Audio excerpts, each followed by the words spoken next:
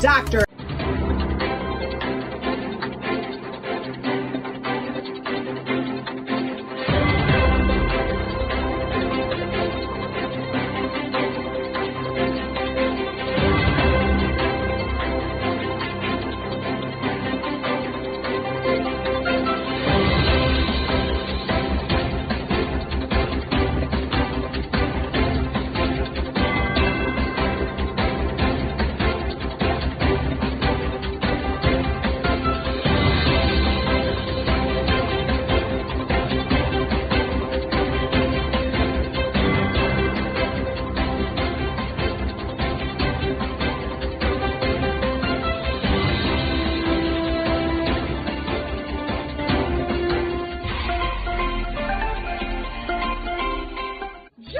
Dr. Eric Kelly III and a host of phenomenal speakers from all around the globe for this 7-day virtual event that you don't want to miss.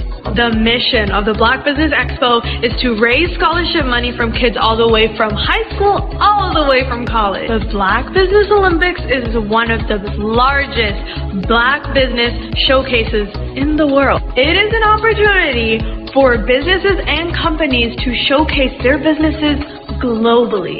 We are going to be giving away laptops up to $5,000 away to students. Again, I'm Olivia Appleberry, the founder of 2 Cents Finance and one of the speakers for the expo. I am so excited to see you there. For more info, go to www.blackbusinessexpousa.com or call 919-308-9090 and hope to see you there. I am Black Business. From the moment I wake until the time I sleep. Yes, I am Black Business. I am Black Business. Tell me, are you Black Business? I am Black Business. Do you support Black businesses?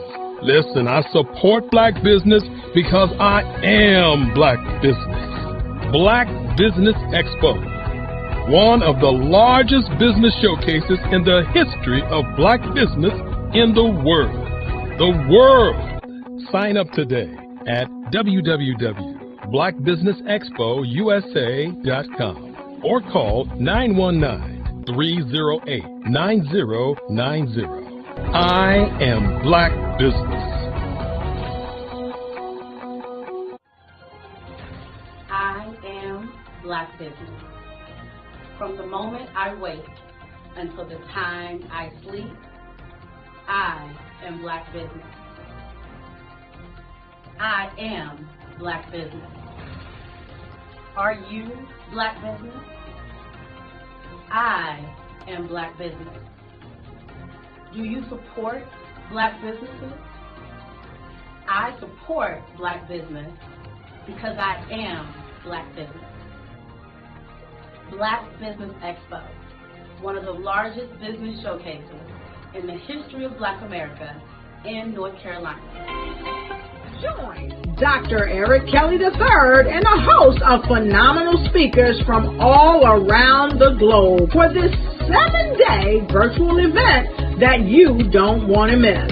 The mission of the Black Business Expo is to raise scholarship money from kids all the way from high school all the way from college. The Black Business Olympics is one of the largest Black business showcases in the world. It is an opportunity for businesses and companies to showcase their businesses globally. We are going to be giving away laptops up to $5,000 away to students. Again, I'm Olivia Appleberry, the founder of 2 Cents Finance and one of the speakers for the expo. I am so excited to see you there. For more info, go to www.blackbusinessexpousa.com or call 919-308-9090 and hope to see you there. I am Black Business. From the moment I wake until the time I sleep. Yes, I am Black Business. I am Black Business.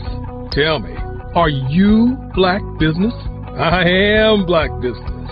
Do you support Black businesses? Listen, I support Black business because I am Black business. Black Business Expo, one of the largest business showcases in the history of Black business in the world.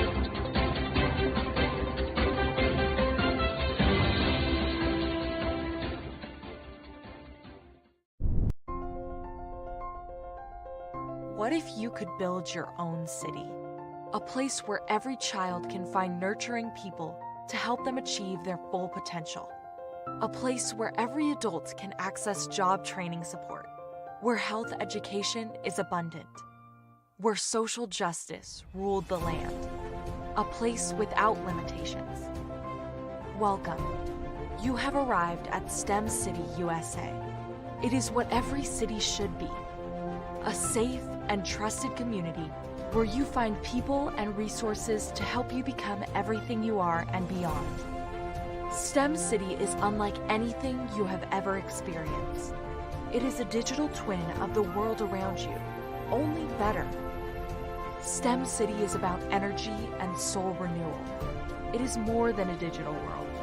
You can almost feel the power of live cultural events, music, and theater. STEM City promises a better future for children with caring mentors and hands-on activities with dedicated tutors to support our youth. STEM City is your passport to a healthy lifestyle with weekly events addressing our community's many issues. STEM City is your financial well-being with helpful information on wealth management, career advancement, job training, and so much more. STEM City is the community you deserve. It is the city where your dreams can come true. STEM City USA, a place in the sky that is accessible to all who reach for the stars.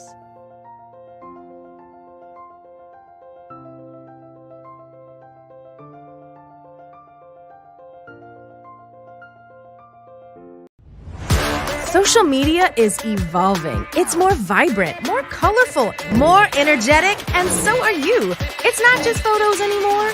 It's video, it's audio, it's subscriptions. And now there's Fanbase, a new monetized social network. Fanbase delivers the complete native app experience with full content monetization for every user. No algorithms that shadow ban your engagement or growth, and no ads. Follow anyone for free and subscribe directly to your favorite creators for $4.99 a month. Plus, show some love by tipping on any post. Also, make a Fanbase page and monetize your content the same way. Finally, connect with your followers by posting the amazing content you already create. And now, get paid for it. It's time to energize and monetize. Because everyone's a fan of something, and everyone has a fan base.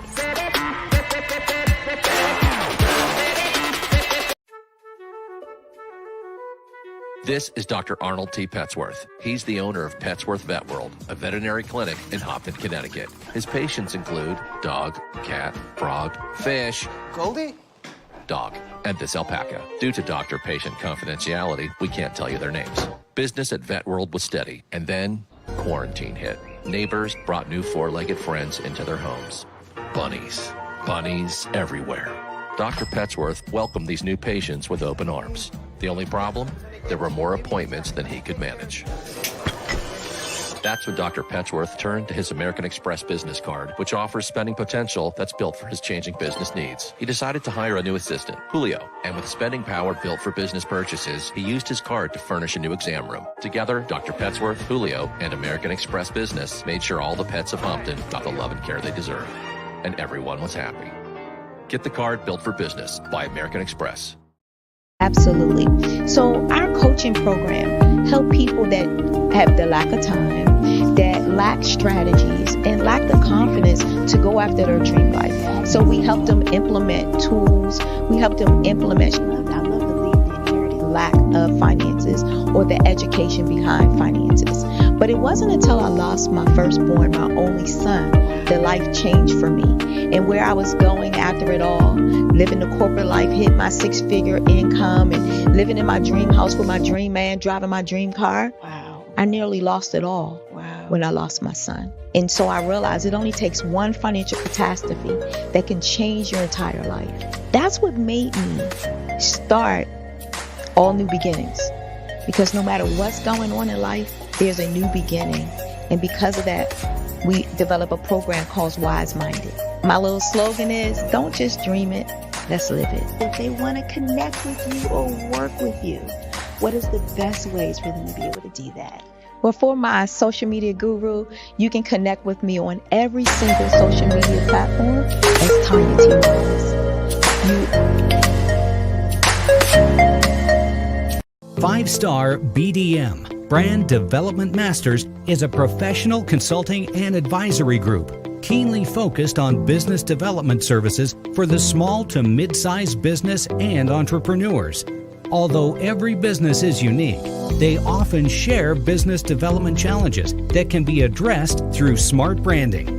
Services include process improvement and operations, digital strategy and transformation, business intelligence, digital marketing, and personal branding. Our business and personal branding company has helped a number of professionals and organizations to optimize and grow. This results in more business, more opportunities, better reach, positive outcomes. Visit www.5starbdm.com today to learn more.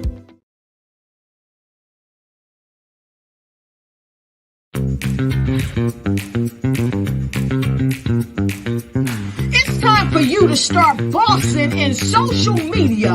For all your social media needs, you've come to the right place at the right time to get your website designed, landing page, social media platforms, and get the training you need to get in front of the people that's ready to buy your products and services.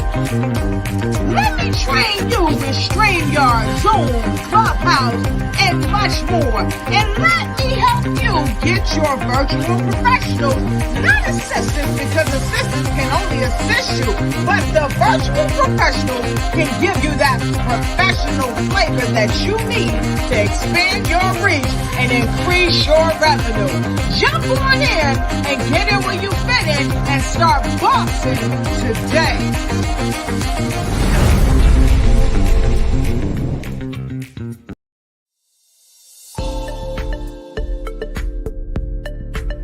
Ignite your life and seize the new year by effectively planning it with your 2024 Ignite and Take Flight Planner.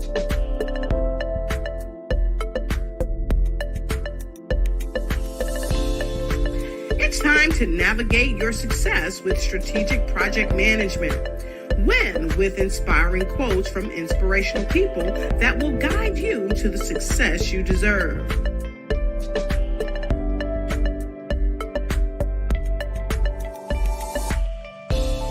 And don't forget to track your dollars, habits, empowering notes, and connect with dynamic brands.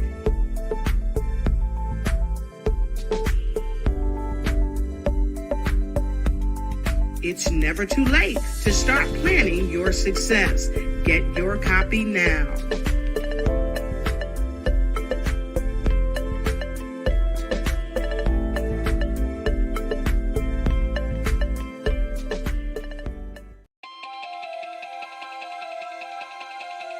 Could you live without income for the next year, 2 years, 3 years, maybe even 5 years?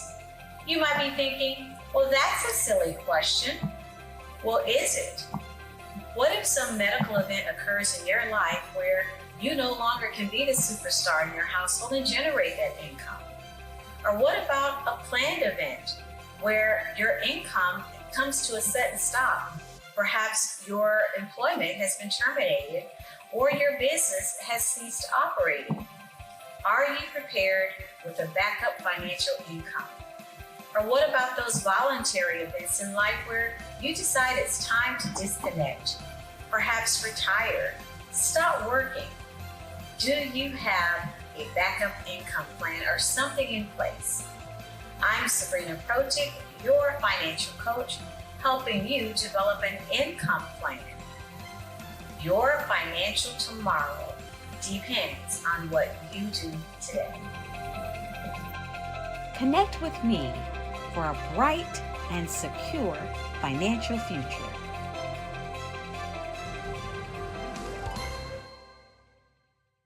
I was born in a little village on the island of Haiti. Many deadly diseases pounded me.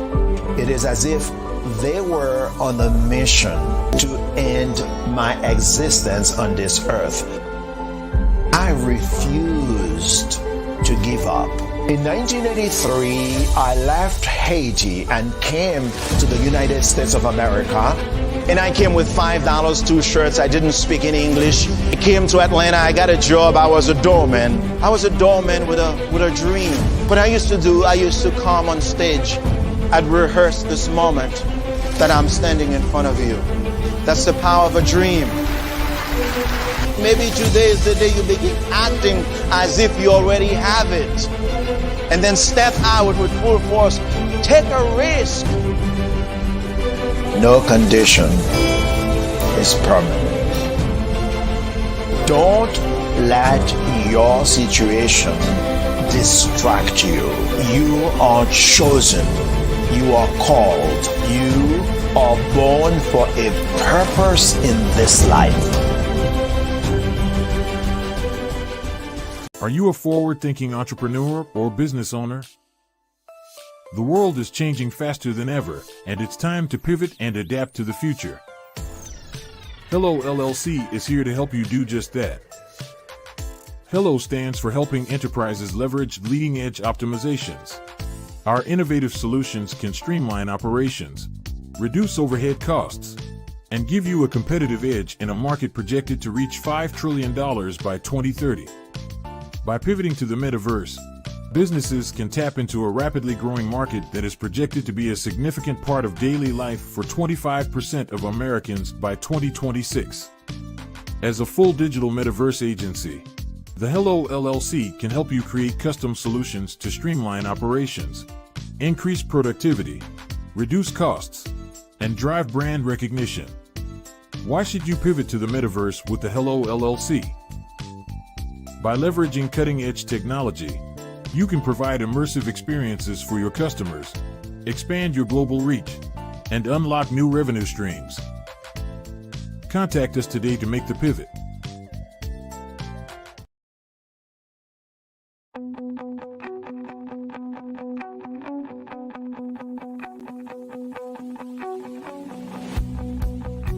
I am Black Business. From the moment I wake until the time I sleep.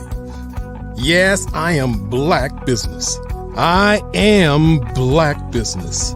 Tell me, are you Black Business? I am Black Business. Do you support Black businesses? Listen, I support Black business because I am Black Business. Black Business Expo, one of the largest business showcases in the history of Black business in the world. The world! Sign up today at www.blackbusinessexpousa.com or call 919-308-9090. I am Black Business.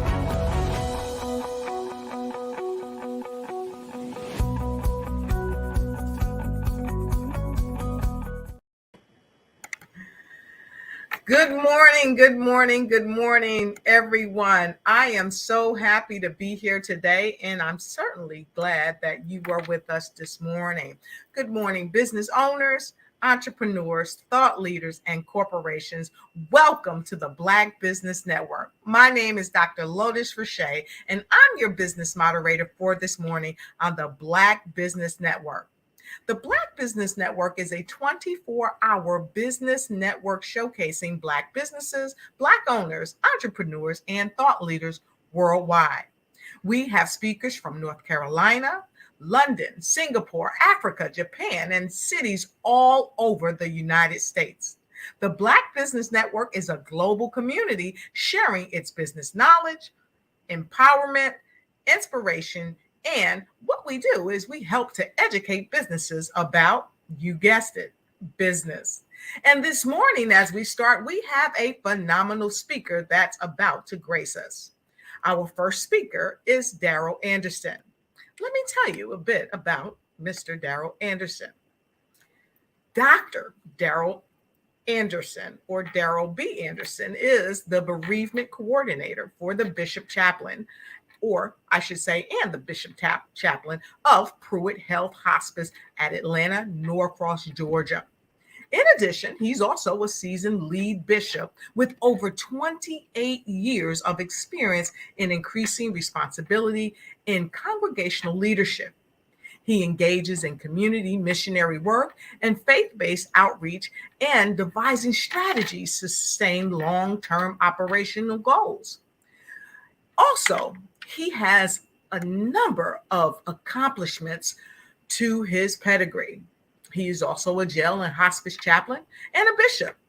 He's attended the Center of Chaplaincy and Clinical Pastoral Education at the Care and Counseling Center of Georgia. He also is the assistant director of Cobb County Detention Center, and he's committed to leading individuals through their interfaith beliefs. And he has an expertise in spiritual counseling, education, and mentorship. And he also understands the grief and bereavement process. And he works with families to help them overcome. He's received the Law Enforcement Chaplain's Basic Training Certification in CISM, which is the Critical Incident Stress Management. And as you know, stress can be something that can really have a negative impact on our lives. And he works to help remedy those conditions. So with no further ado, I would like to present to you none other than our next speaker, as we have a fireside chat to share ideas and concepts. I present to you Dr. Daryl B. Anderson, also the author of No Regrets. Hello. Good Bishop. morning. Good morning. Good morning, Dr. Lotus. Good morning. It's always great to see you. Great to see you. How are you doing? I'm doing good here in Atlanta, Georgia. We are doing good. It's cold. Well, it's seasonable, but it's nice.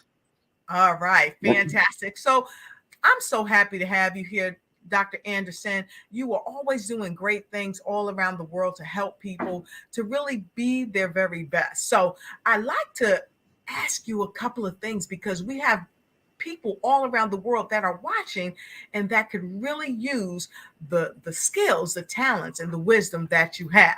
So would it be okay for us to get right into it? Go ahead. Let's do it. All right, let's do it. So let's talk about your ministry, okay? And why grief support is so important in the Black communities. Well, Dr. Lotus, I was pastoring. I was traveling. I'm originally from North Carolina, Durham, North Carolina, and didn't grow up in the church. Grandma was in the church, but I wasn't a member. I went when she tell us to go, ask us to go, or made us go. Right.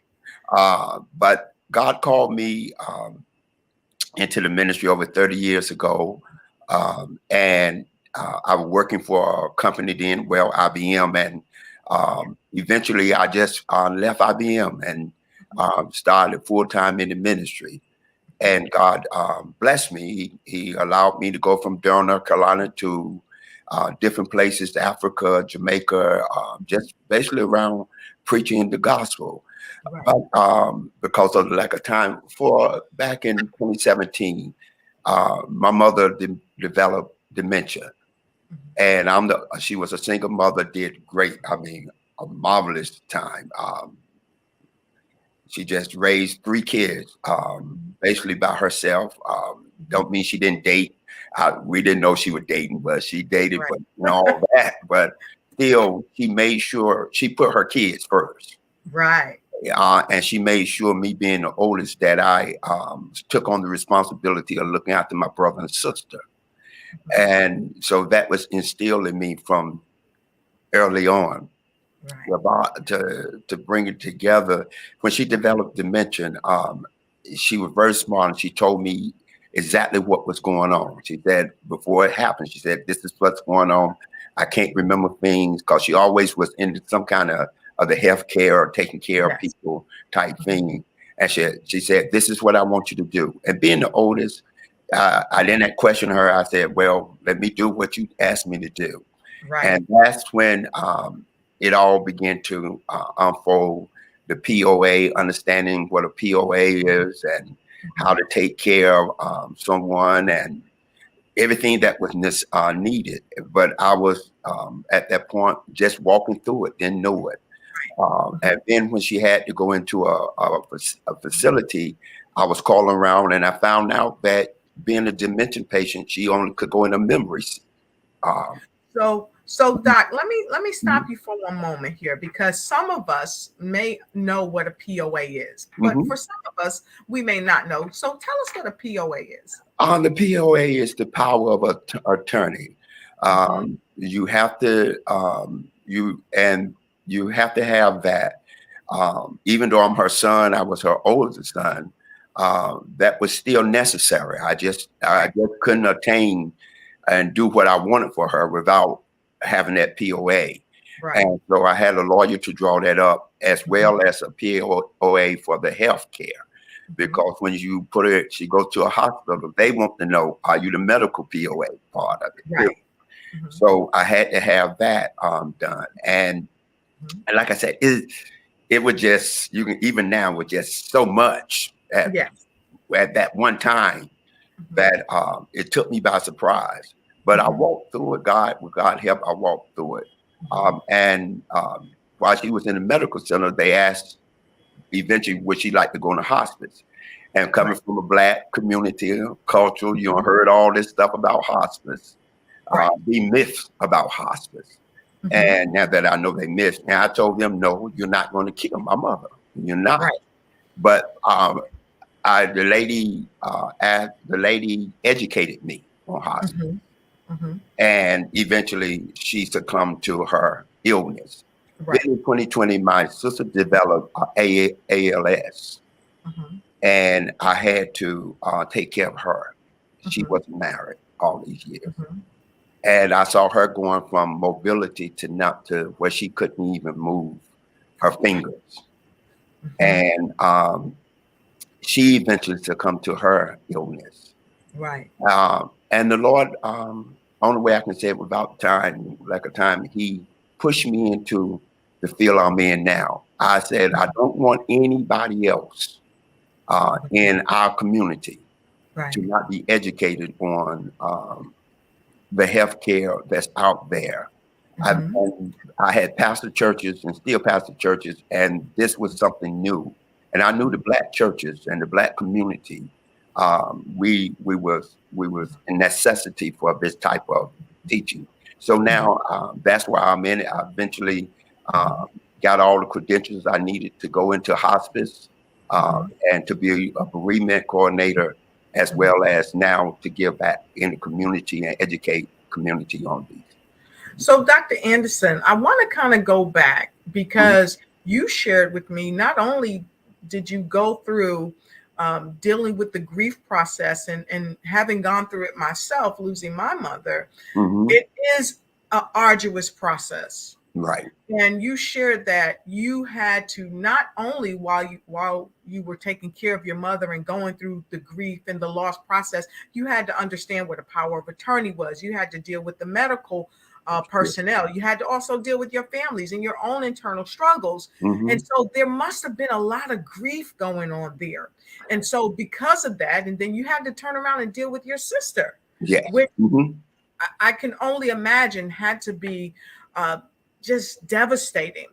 So that, from what I'm hearing, that really compelled you to really focus on the grief process, not only how to help heal yourself and help your family members, but help your parishioners as well. So I think this is why it's so important about the grief process and understanding how to support people, because a lot of times people are going through it for the first time. They've never experienced it. And they don't know where to get this grief support from. And sometimes people are so grieved, they oftentimes take their own life. So is that a few of the components why it's so important for especially people of color? Because a lot of times we don't go and get what we call counseling or therapy. That is so true. And because of the lack of education in this area, from schools, from the churches, from the community, we as people of color or black, we lack that education. And but the thing about it is you're going to go through it. It's not just because you don't know about it, don't mean you're not going to go through it. Exactly. And sometimes you're going through it and you're thinking you're maintaining, but you're not maintaining because those emotional, that emotional process is happening, whether it's the denial of it or the acceptance of it or the depression. And then you're talking from the clinical point, because you can have the clinical depression, but which is medicated. But also you can just be going through depression yourself from the loss of a loved one. And we must understand that I'm talking about loved ones here, but the grieving can come from your car being repossessed, losing a home, going through a divorce. All of those can build up such a thing as anger in you. Now you're walking around taking all this out on your coworkers and other people, and you feel like you just maintaining and they just getting on your nerves. No. So Doc, let me ask you this. How can the church and church leaders play a very important role in this, what we're sharing, but also in the post-pandemic era, because we're still recovering, if you will, from that era? Well, the church, and I like to say this as my prerequisite, because I am a pastor. I do not exclude myself from the church. When I talk about the church, I'm talking about myself. I'm talking about pastors. I'm talking about myself. I'm talking about bishops. I'm talking about myself. I'm throwing myself in that pot. Right. So, but in the black churches,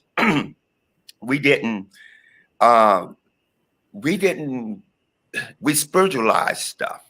Yes. And we take the reality of things and sometimes we demonetize those things. That this is the demon, this is a devil, they just going through, they'll be all right, have faith, have this type thing. I know you lost your mother, but it's been 3 months.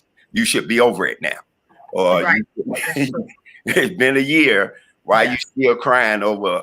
If you really love the Lord, you should be okay now. And then if you're married, your spouse trying to understand why you can't function no more in the roles that you were functioning in. And that can lead to a divorce. That can lead to someone cheating and all that. And there's so much internal things going on there and because again, education is so important. That's why I'm so committed now in holding, each month I'm holding these support groups. And the first part of that support group is education. Right. Then I allow people to get up and talk about their loss, because I'm bringing the resources that God has brought in my life back into the community. Yes. The RN, the CNAs, the doctors, the social workers, to let you know what's out there. Yes. Prior to mom or dad or somebody being lost. So a lot of people are still dealing with grief after the pandemic, and they're back in churches now. And if the black church don't recognize that and set up some kind of group or support group or a place that they can come once a month or however way they can, just preaching is not enough. I know that's sounds a little. But that sounds spot on, because that's the truth. Preaching is not enough, Doc. You're right. Because here's what I heard you say, if I may. I heard you say, first and foremost, you have to let people experience their grief. And each person's grief is their own, and they deal with it differently. Yeah. And I also picked up from what you were sharing is that churches must understand that even though we're transitioning from the pandemic and ushering into another phase of life, we have to understand that there are still remnants of those. People Yeah. lost a lot of people, lost their jobs, lost their homes, like you shared. And so there's still some residual feelings from that. And the churches must understand, and the leaders must understand that these things are occurring. And here's a real key component that you shared.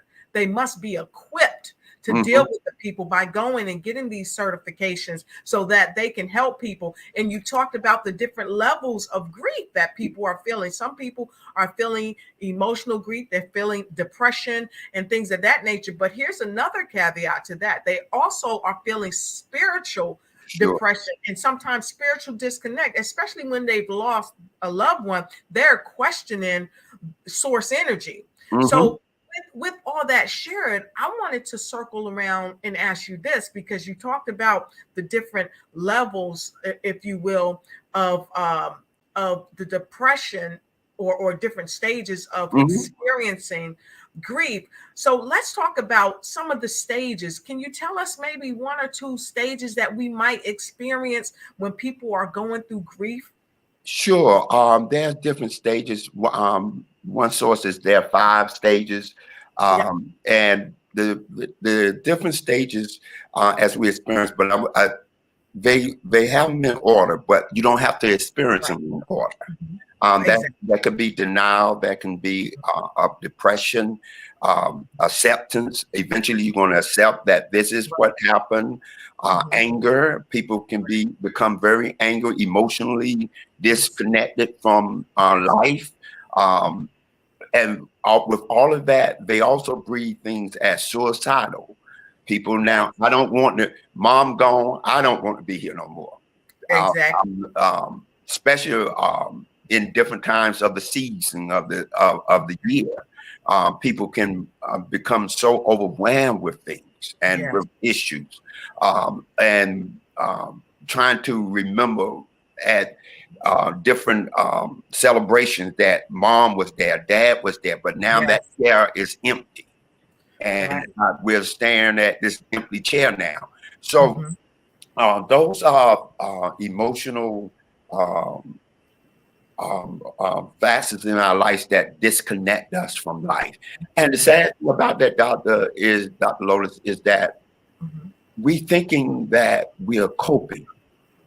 And even the person who's going through thinking that they are coping, that I'm okay.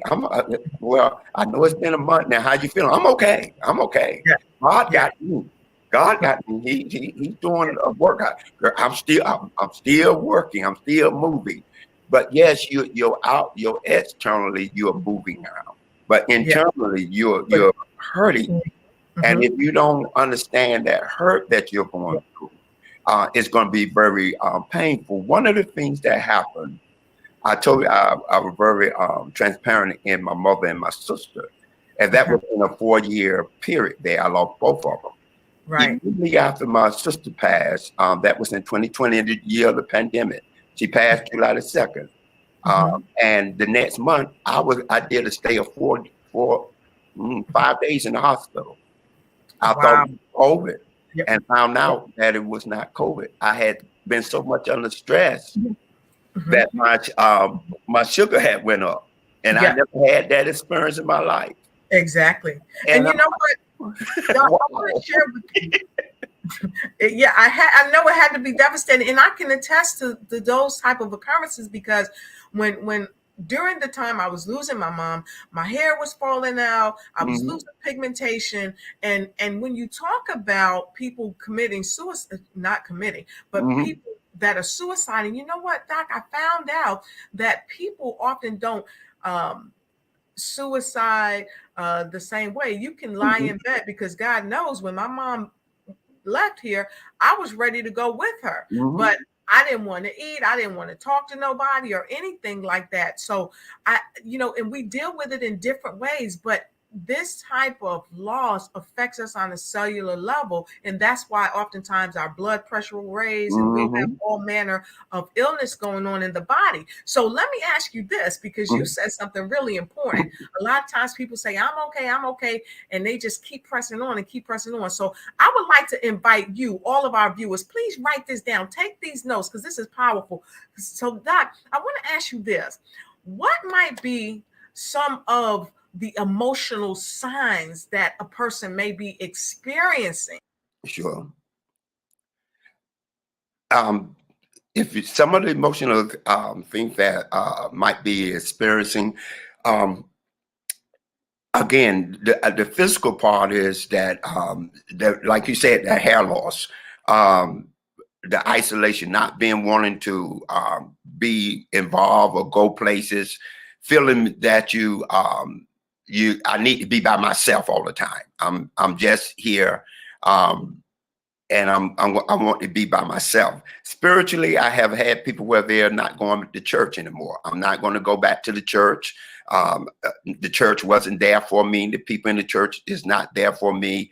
I have those who call me from different parts of the country and say that they were married for 30 years and now they have to pay all the bills themselves. They have to do different things for themselves. So it's so much that you can experience and go through. Again, the stress. Stress is a silent killer. I like to say it that way. That's not a medical term, but it's a silent killer because you don't know that you're stressing. You don't know the effect that internally your body is going through. High blood pressure, diabetes. It can raise your sugar or lower your sugar. All these things can be part of the signs that things are going, that your body is going through. Being lack of concentration. You can't stay focused on one thing too long. Your memory is gone. You can't remember. Well, I thought I put this over here, but now I can't find it anymore.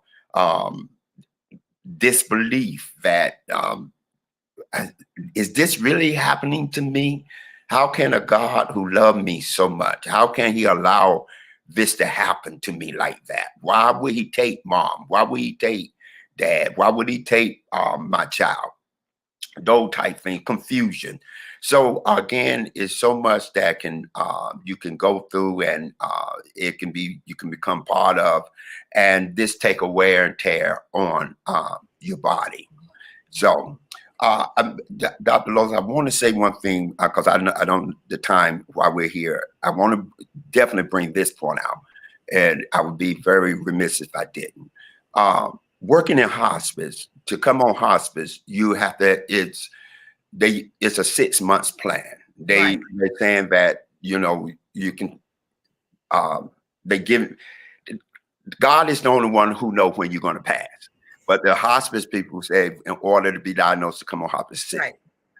So you can't, that person, that caregiver, that loved one have time to go in, see mom, see dad, see whoever for 6 months if they last that long. Or sometimes you can go on hospice 6 months, come off, and then have to go back on hospice.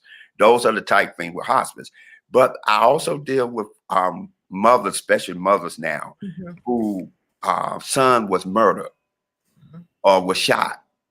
And they didn't have that time to say goodbye. Or they didn't have time to see someone leave here or transition. Right. So that's another component of grieving. Right. That you didn't have that time. With my mom, I walked with my mom from point A to point Z. With my sister, I walked with my sister from point A to point Z.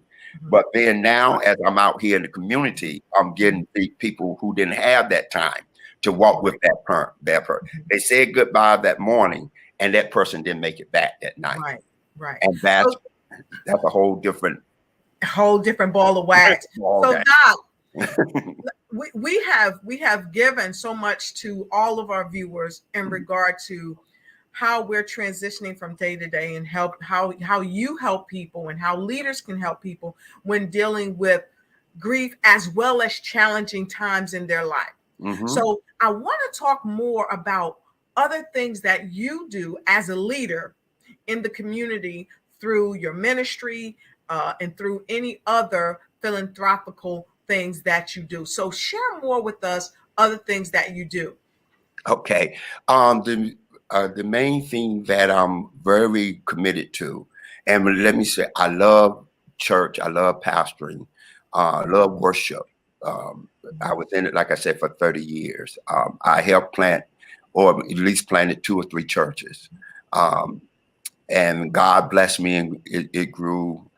So those are very dear to my heart. That's why even when I talk about church now, I don't try to talk negative about anybody or any pastor, because pastoring is hard. And to understand, and especially when there's no manual, there's a manual for the spiritual, the Bible, but there's no manual for pastoring. And I had great mentors in my life as a young man to help mentor me through the pastoralship of what I was going through. And I learned from them. I picked up and gained from them. What I feel, I'm 30 years ago when I was pastoring, and to now, it's changed for me. God has a way of shifting, moving, and putting you in places or getting you ready in your early years for what he got for your latter years. Right. And so I feel the necessity now to, and I've always been in that, but to work in the community, helping people of color like myself, and helping others who, again, it hurt me so bad when I didn't have that information ahead of the circumstances I was about to face. And I'm that kind of person. I always went to school, always tried to achieve and educate myself. But then this caught me off by surprise. And I don't want nobody to be caught off surprise anymore. Just because I went through that, I don't want you to have to go through that like that. So you asked me what I'm doing. Bereavement coordinator. I work with bereavement as a bereavement coordinator for this large hospice group here in Atlanta. So I call people of different faiths. I mean, I have attended a Buddha transit. I have attended Hindu, and people. I never saw myself 30 years ago sitting in a Hindu funeral. I would be like, oh no, this is not God. I'm right. But you've evolved. And I'm a Christian now. I'm with the blood. But you found out that people are people. Exactly. And no matter, my thing is not to down your faith, but help navigate you through the process. Exactly. And so let me ask you this, Dr. Anderson. I've heard you say you embrace all walks of life as it pertains to religion and spirituality, and you don't kind of push anyone out. So people all around the world need to hear this. They need to partner and collaborate with people just like you. So how can people connect with you? Well, you could, I'm on through social media. You can connect with me with at Bishop Darrell B. Anderson on at Facebook. I'm on there. Also, Pastor D. S. in church, Pastor D. Anderson at yahoo.com. And then you can contact me at DB Anderson, DB Anderson at pruitthealth.com. So those are the ways that you can email me. And I would be happy to talk or do these type connections with anybody. Because like I said, this is as Paul said, he was sent to the Gentiles. This is my sent. This is my sent to what God called me to do. Right. Awesome. So it has been an amazing time here with you, Dr. Anderson. You have come and given us such a wealth of knowledge and wisdom and love and caring. And so we look forward to having you back again. So we hope to see you back. Will you join us again? Yes, you was nice. I enjoyed you too, Dr. Lotus. Well, thank you so much. And you know, you are a genius, and genius is common, and we will see you on the other side. Thank you again. Thank you. Have a great day. Wow, this is a way to get started this morning. We are so happy to have Dr. Anderson on board with the Black Business Expo. And, you know, a part of the Black Business Expo's mission is to raise funds for high school seniors going to college or K through 12 entrepreneurs. This expo is a fundraiser for students, and you can go to www.blackbusinessexpousa.com to donate to the scholarship fund, or you can use the Cash App that's on the screen below. You'll see it scrolling there. You can also use $BBX USA. Our goal is to give laptops and up to $5,000 to 10 students. Students can register online. Also, you can go to www.blackbusinessexpousa.com. You see, every dollar counts. So we want to remind you to donate to the scholarship fund. And we want to thank our Black Business Expo USA sponsors for December 2023. NC100. Moody Capital Partners, Suede Soul, The Hello LLC, Lotus Richey Coaching and Consulting LLC, Carolina, Virginia Minority Supplier Development Council, Step Management, Barbara H. Smith LLC, 5-Star BDM Media, Margie McLean Foundation Incorporated, Genius is Common. Got to get that right.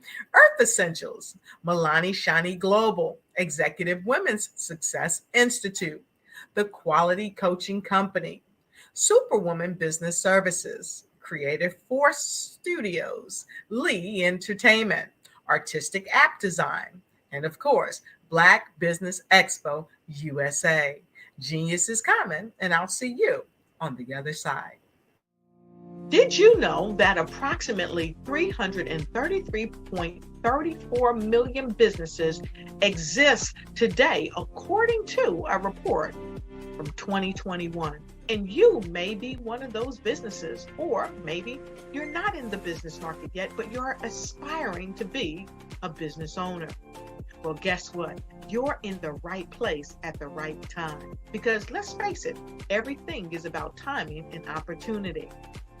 Hi, my name is Dr. Lotus Richey, and I'm the CEO and founder of the Lotus Richey Coaching and Consulting LLC, along with the Lotus Richey Ignite Show.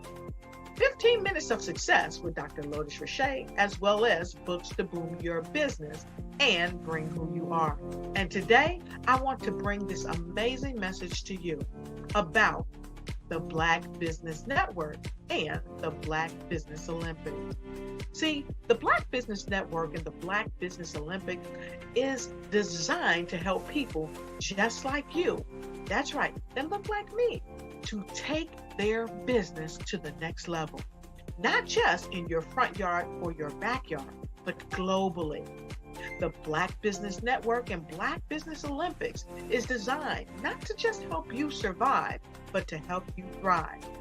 So join us today as we come together with businesses all around the world to support our students, our children, our young teens, our young entrepreneurs. What we do is we come together to help raise funds for students who are aspiring to be business entrepreneurs, who are aspiring and who are thriving in college.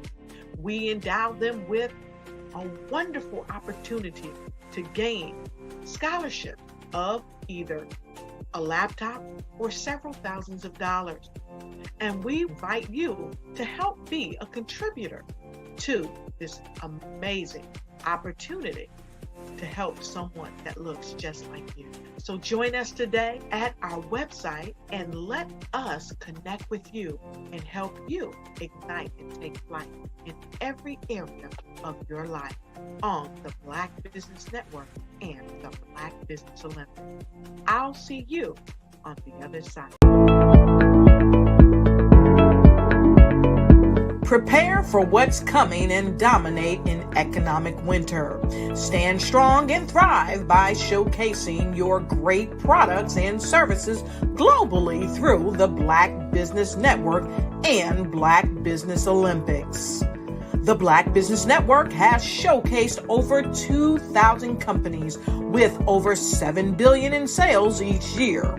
Over 10 million attendees have viewed the rebroadcast each month. Through the Black Business Olympics, unique styles of business training and mentoring are turning students into business owners and entrepreneurial warriors who will dominate in any economy. Gain the ultimate advantage of the Black Business Olympics, 7 days of unbelievable topics and speakers speaking around the globe. Donate your time and experience to provide expertise and scholarships to students worldwide and change the world.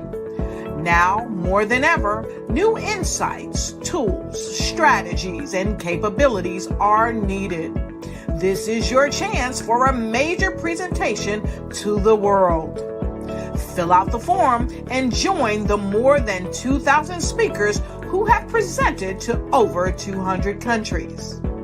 Join the Black Business Network streaming live into the Metaverse, STEM City, Black Multiverse Enterprises, Hulu, Amazon, YouTube, iHeartRadio, Apple, Facebook, LinkedIn, Pod TV, IBM TV, Spotify, and Google Podcasts. Sign up today. Spaces are limited, and we will see you there.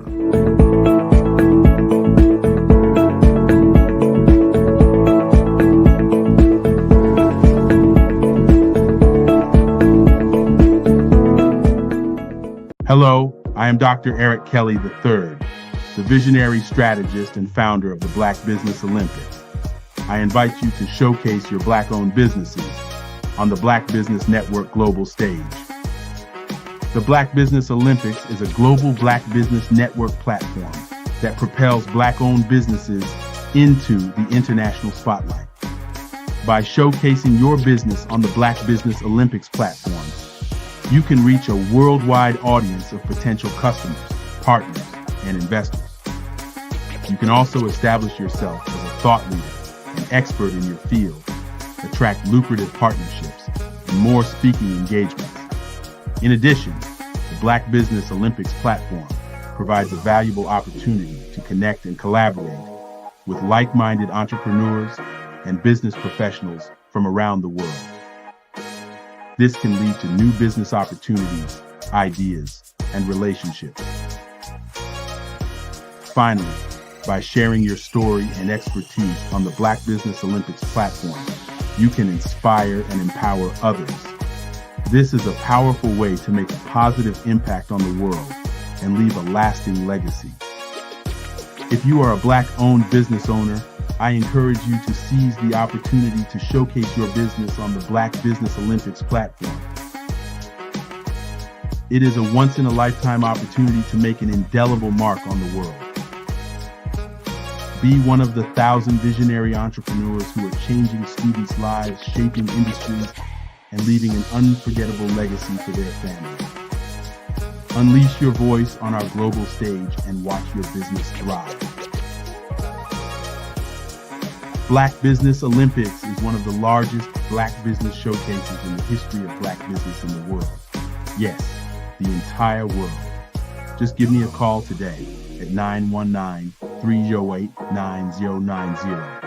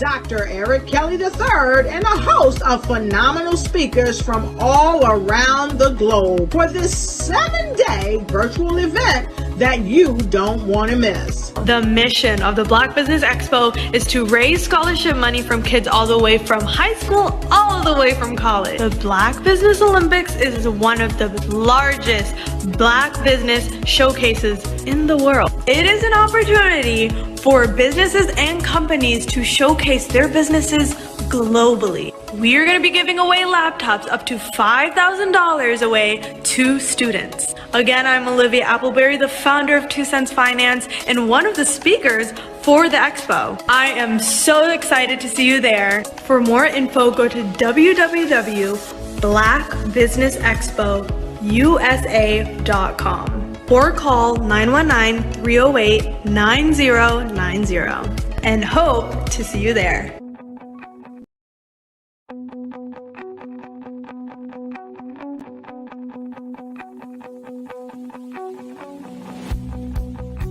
I am Black Business. From the moment I wake until the time I sleep. Yes, I am Black Business. I am Black Business. Tell me, are you Black Business? I am Black Business. Do you support Black businesses? Listen, I support Black business because I am Black Business. Black Business Expo, one of the largest business showcases in the history of Black business in the world. The world. Sign up today at www.blackbusinessexpousa.com or call 919-308-9090. I am Black Business.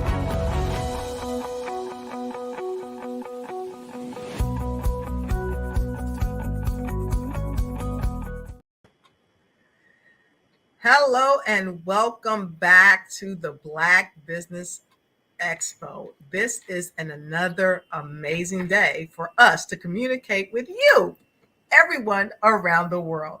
Good morning, business owners, entrepreneurs, thought leaders, and corporate executives around the world. We welcome you to the Black Business Network.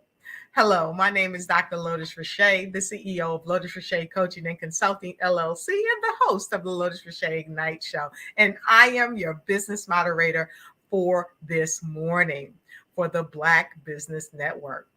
You see, the Black Business Network is a 24-hour business network showcasing Black businesses, Black business owners, entrepreneurs, and thought leaders worldwide. We have speakers from North Carolina, London, Singapore, Africa, Japan, and cities all over the United States.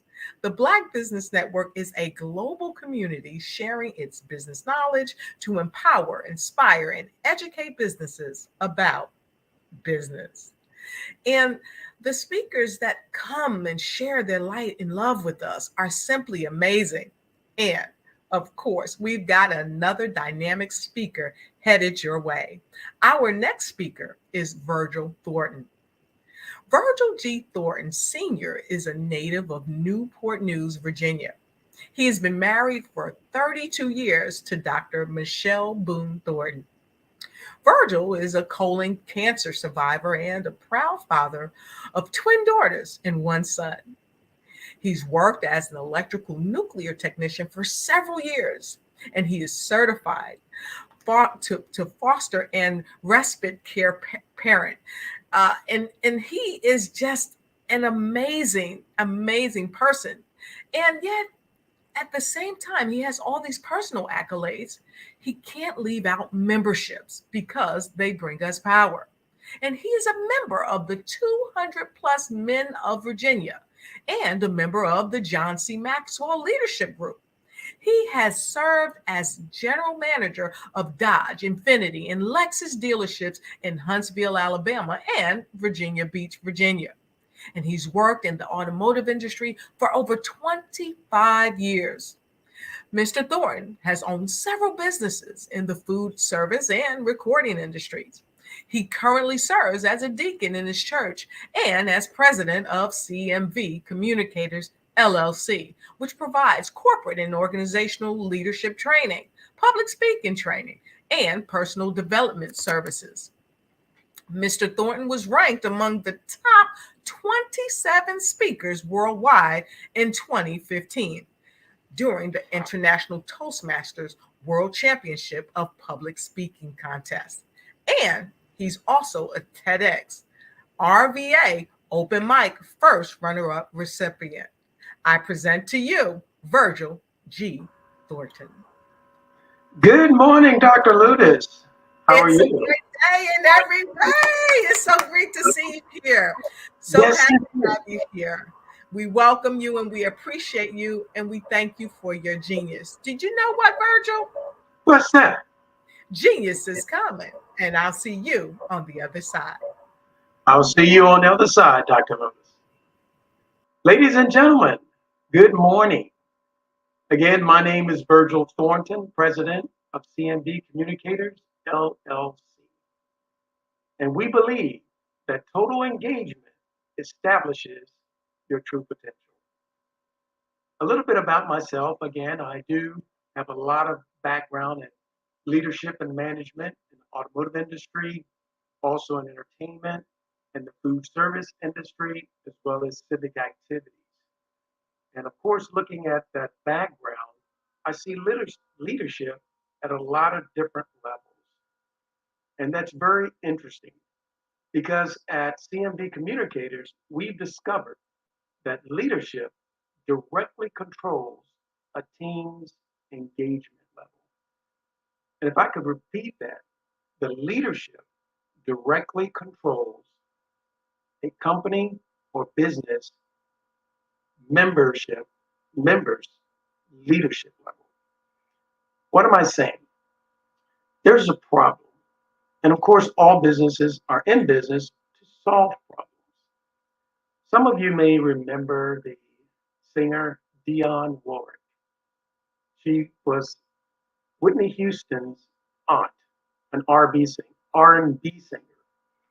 And what she sang years ago was what the world needs now is love, sweet love. That's the only thing that there's just too little of. I agree with that statement.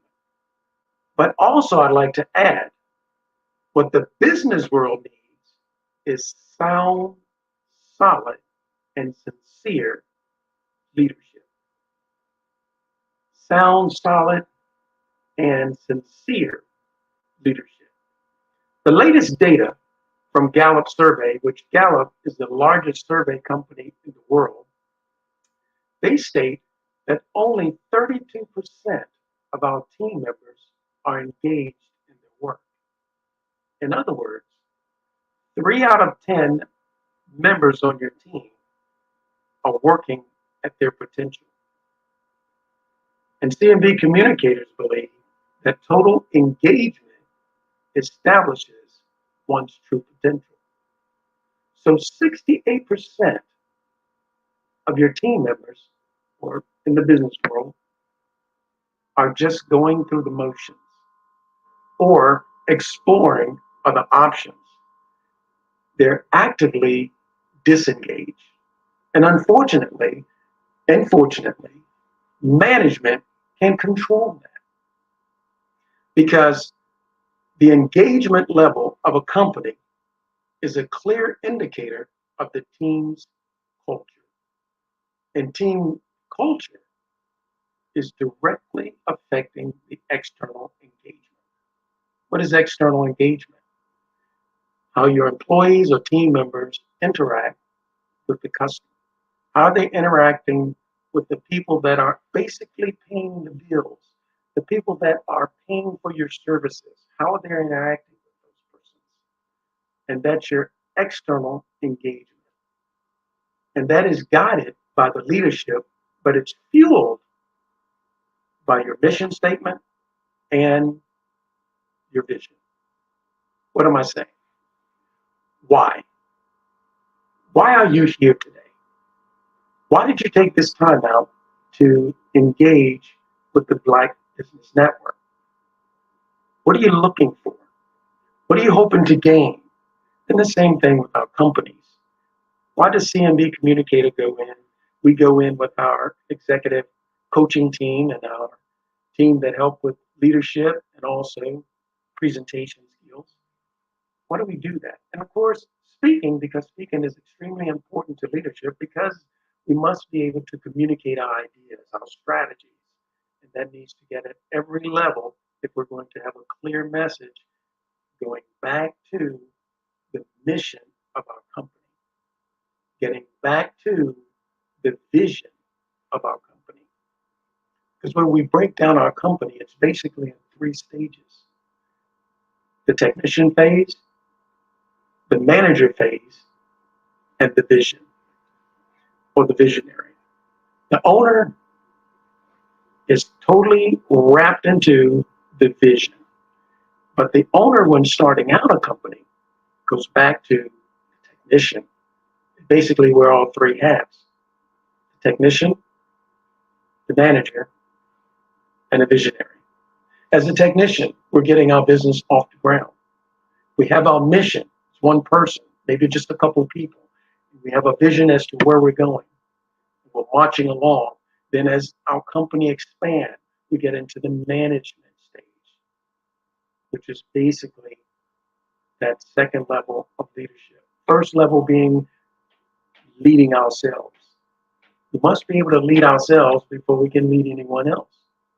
So once we do start leading a team and getting into that management phase, not to confuse leadership with management. Management, we're basically looking at our plan, our strategic marching orders, and we're following those procedures. Leadership is generally dealing with people and how we're engaging with our team. So as we move from that technician phase and getting our business started and getting it moving along, and we get more persons involved, and then we expand to the management phase, and now we have more people involved.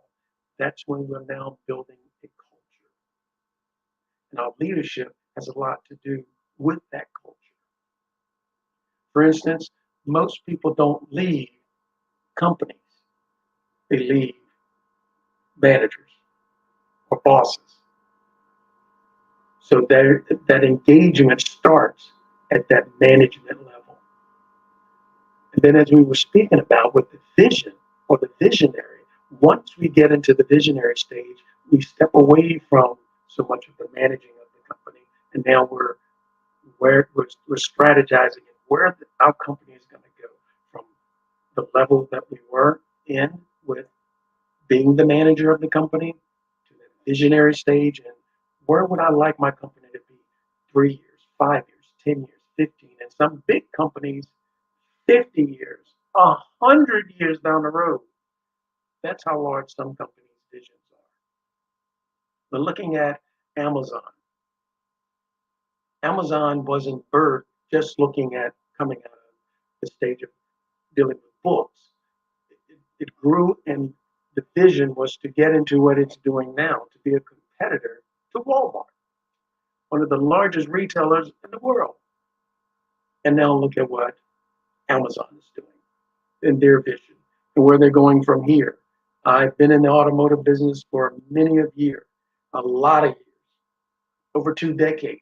And now you can buy a car or getting to that point where you can purchase a car through Amazon. Amazon is looking way down the road as far as their vision. Amazon's also looking at its culture as a company. It's bringing on a lot of people, which creates issues for leadership.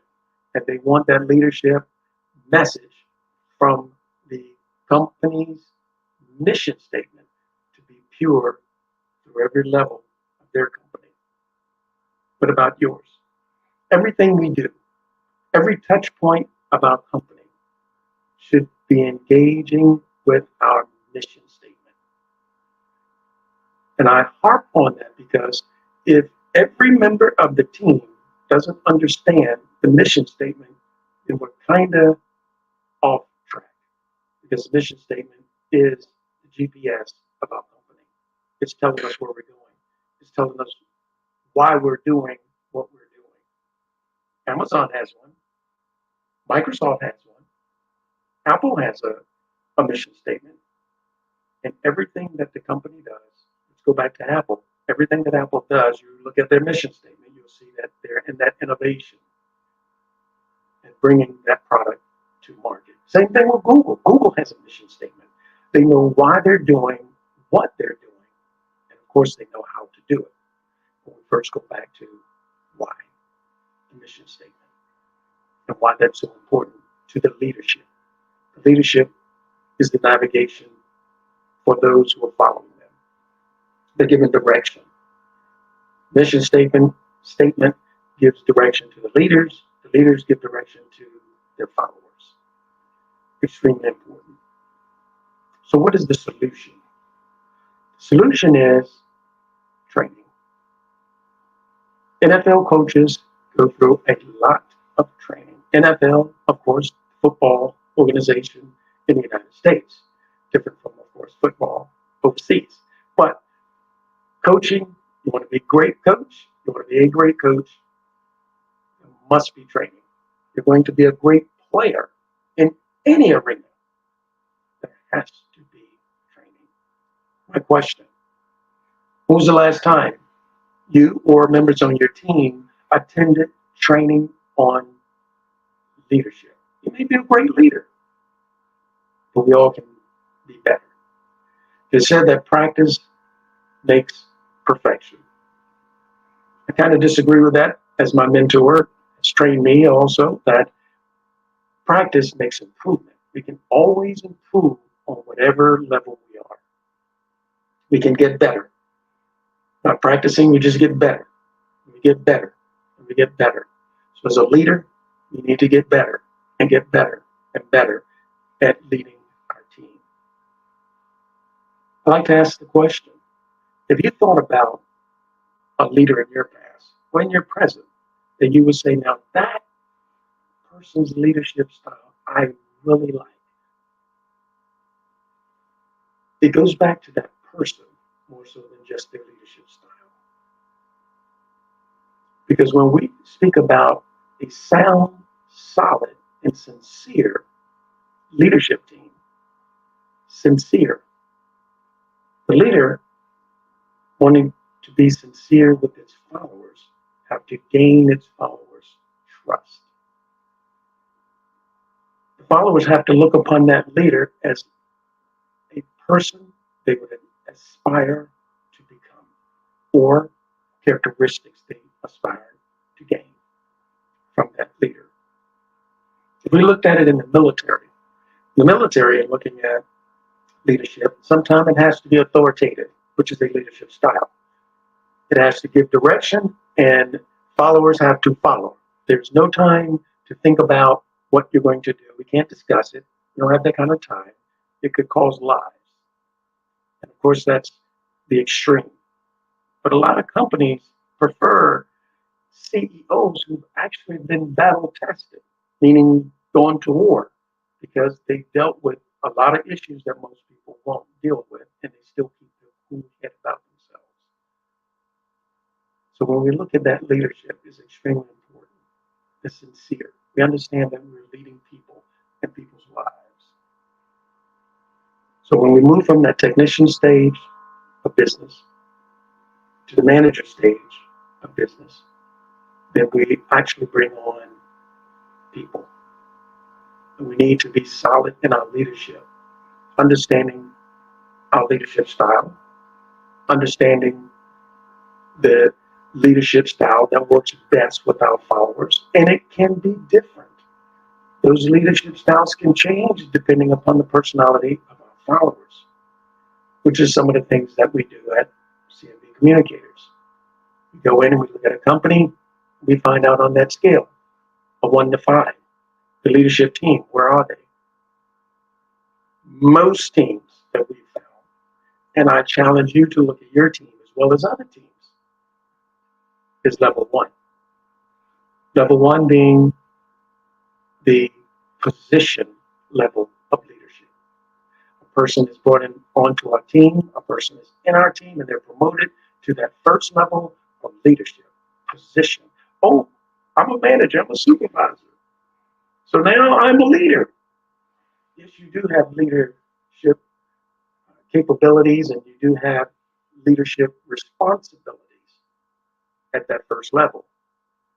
But being a good and solid leader, not there just yet at that position. I've been there. I've been promoted to a manager and I loused it up. I mean, I did a really bad job. But of course, that's part of the learning process.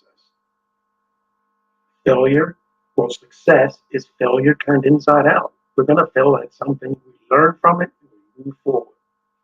We look at GPS systems, especially computer systems. Computer does a lot of things incorrect, but it does it so quickly, it's a split second, and it has the right answer. There's all these different answers that are wrong answers to get the right answer. So yes, all of us have things that we're working on. And of course, when I was promoted to that first level of leadership, thinking that, oh, now I have arrived, I have arrived. I had arrived to the first level, understanding that I need to get to the second level if we're going to be a solid team, if we're going to have followers reaching their goals, and our company reaching their goals, and our owner marching down the road to obtaining his vision. So that first level of leadership position, we're put in that position. Now what do we do?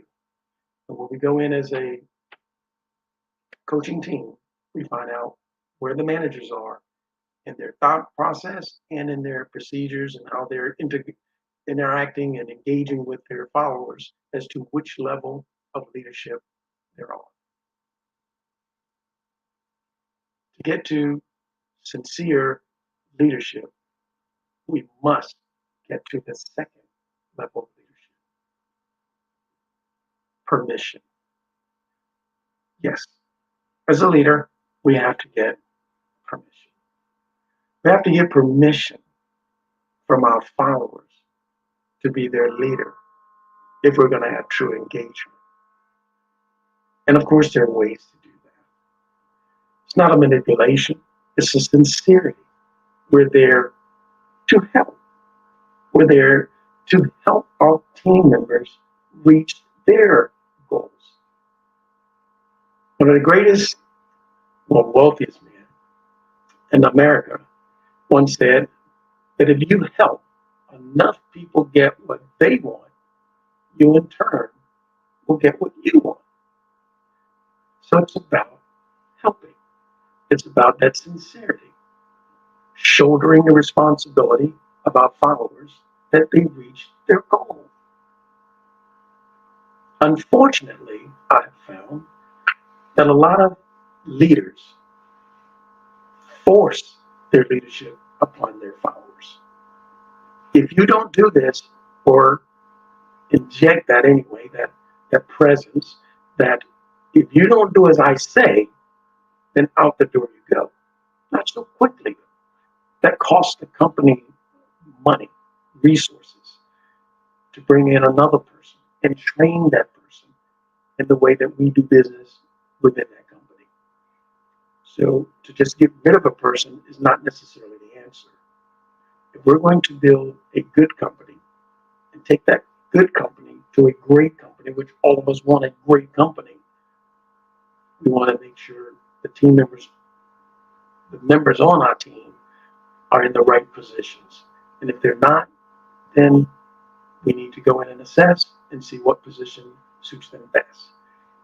If we're continuously having a rotation of people coming in our companies and people going out of our companies, we need to take a time out and figure out why this is going on. Most of the time, it's a leadership issue as to why people are rotating through a company. We have found at CMD Communicators that happens because most of the managers or leaders are still at level one, positional level of leadership, versus getting to level two, which is a permission level of leadership. Now we get permission from our followers. All of that is extremely important because Leadership is extremely important to our company. Leadership controls our engagement level, our internal engagement, our external engagement. Our internal engagement, how are our team members engaging with one another? We looked at a book, that great seller, Jim Collins, Good to Great, same thing. He said he goes in, looks at a company, and makes sure everybody's in the right seat. Some people will stay on, quote unquote, the bus, stay in the company because of relationships with other persons within the company. That's good engagement. That's excellent engagement. Because, of course, we all have options. Why stay on the team you're on? But members will stay on the team because of how they engage with their internal customer, with one another. And that engagement level is directly tied to the external engagement. If we engage well with one another on the team, then of course we can win. How do we win? We win with our clients. We win with our customers. That's who we win with. They're paying for a service, and we're giving them the greatest level of service that we can provide. It all goes back to leadership. Leadership at the technician level, leadership at the manager level, and leadership at the visionary level.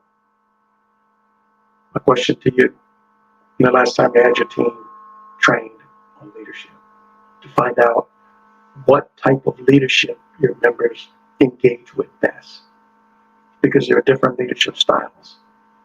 And the best leaders understand that they have to be able to bring on or interact with different individuals on the team in a different style of leadership. And depending upon what's going on at the time within a company, a person may have to take on a different style of leadership. If things need to get done right away, then we don't have time for a democratic leadership style. We have to get things done. We're so authoritative. But of course, we like and we gravitate to transformational leaders. Those are leaders that we feel that are sincere about helping us reach our goals, about helping us get to where we're trying to get to. Extremely important. And with CMD communicators, we are multi-generational, so we can relate to a lot of different people, per se, and their mindset. The Gen X, Gen Ys, they think a little bit different than the baby boomers. So being able to engage with those generational thought patterns, and it is generational. There are generations now that don't know a world without internet. They don't know a world without a cell phone. So the way those generations are engaging with the world is a little bit different than a baby boomer. That's why certain generations always on their devices, because they're connected to those devices. Those devices connect them to the world. Baby boomers, not so much. We kind of watch some of those things come into our society. They birthed into it. It was already there. So when leading a person that's into their devices, into social media more than others, then it's a different style of leadership to connect with that person, to engage with that person.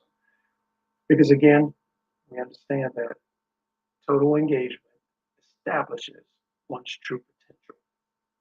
If our team members can't truly engage themselves into what they're doing on our team, then our company will not become its best in producing and achieving its potential. It takes the whole team. And every team member on the team needs to know that their role is important to the team, regardless of how small it may appear or large it may appear. As the owner, we understand every level on the team is extremely important because we're trying to get out a message. That message to our end user, our external customer, those persons who are paying for our services. We want to give them the best service we can possibly give. The only way we can do that is have a great team led by a great manager and leader. We also do individual assessments. Individual assessments, we find out, of course, individually what persons are in regards to how they engage with different personality styles, how they engage with different management styles, how they engage with different leadership styles. Because again, first level leadership will put in a position. If we're going to get to second level leadership, where we're getting permission from our team members, then we need to sit back, not so much sit back, but step back and figure out how do I engage best with my followers? Because it's my followers that's basically getting the job done. And it's our leadership that's directing which way we're to go to get to the vision of the owner or owners, depending upon the company, which is extremely important. For example, ask yourself when the last time you had any coaching, when the last time you've had any training on engaging with people. We get coaching all the time on how to do our job. When were we last in a training on leading people? And not just the theory of, but the sincerity of leading our people. As humans, we have this great ability to kind of sift out when people really like us and when they really don't, or they kind of tolerating us. So a leader must be sincere because the followers can read through it. They know if you're sincere or you're just trying to push out work. So we want to be sincere with our followers because it's their permission we need to get done what we need to do as leaders. Because when we can get done what we need to get done through them, then as a team, we can move on to that third level, production.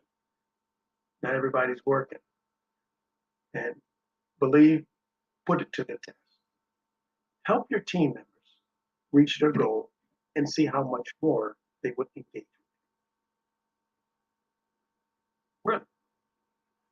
So when the individual is producing your followers, the managers and leaders will produce more. The company produces more. But it starts with leadership and the followers. And it goes back from there to the mission statement. Do all of your team members know the mission statement? Is the mission statement engaged in everything you do? I've worked with a certain company in the automotive industry, and they still do, they have a covenant. And with that covenant, everything within the sales department, service department, parts department, body shop, used cars, new cars, advertising, accounting, everything is centered around that mission statement. And it boils down to how you treat your guest. And you treat that guest as though you would someone that you invited into your home. At every touch point, whether that's internal with one another or external with those who you're engaging in commerce with. I ask the question, do your company, or are you at least working toward that second level of leadership, permission level? That starts the sincerity. Once we put into that first level of position, are we trying diligently to get our followers permission? It sounds kind of different, disruptive as far as the thinking. There's a book called First Break All the Rules. That's one of those rules that's kind of broken. Wait a minute, you're telling me I'm the manager, I'm the leader, and I got to get their permission? Yes, you want their permission. And they give it to you once they find out you're sincere about helping them to get what they want. So yes, we go and do assessments individually. We do assessments with the company because there's no need in doing executive coaching with individual leaders and top leadership is on a different page. It's like singing from two different hymn books, two different songs. Both singers can sing very well, but it's sounding like chaos. We need everybody on the same team. How does everyone get on the same team? Everyone get on the same team with mission statement. Everybody's focused on what it has. The owner puts a lot of energy and time into their mission. What or why are we in business? Why are we really in business? Of course, the byproduct is money, but why are we in business? We're in business to solve a problem. We decided what problem we wanted to concentrate on trying to solve in our mission. So we go in and we look at that assessment. And that's a great starting point. What is the mission statement? Do you understand what the mission statement is? Then we can move forward with what we're trying to do as a company. So it's amazing in reading through job descriptions and seeing the different things within the descriptions, and very few would actually immerse their mission. Tells you all about what you need to do, but they don't immerse you with the mission. When we interview, we're looking at two things. We're looking at, do we want to come on board with the company? And the company is saying, do we want you on board? Okay, well, what is the company all about? We see what the company is producing. We see what the company is selling. And it's basically one or two or both. And that's going to be a service or product from both. Doctor sells services. Attorney sells services. Accountant sells services. Automobile dealership sells both. Entertainment sells service, entertainment. They're providing a service. They're helping us to feel good. They're moving our emotions, which is very interesting. A different conversation. But that's extremely important. And we tailor our services based upon the need of the company. One company may need, of course, and we find out that, hey, most of your managers are the mindset, the philosophy that I'm in a position, I have responsibilities, and these jokers need to follow me. Yes, they do. But you want to get their permission to do so. Help them out. That's why we're there. I could go scripturally on that, and I will. Of course, there was a prophet, and he had followers, and those followers, he taught those of you who are the best servers are the best leaders. You lead my people by serving them. Level 2. And you help my people. Level 3. You help them produce to become better individuals. In our teams, it's the same thing. In our companies, it's the same thing. And it's so important. It's extremely important, but we see that it's overlooked often. The mission statement. Leaders should inspire their members and ignite a burning internal desire that all of us have. All humans have a ability and a desire to want to pour themselves into something.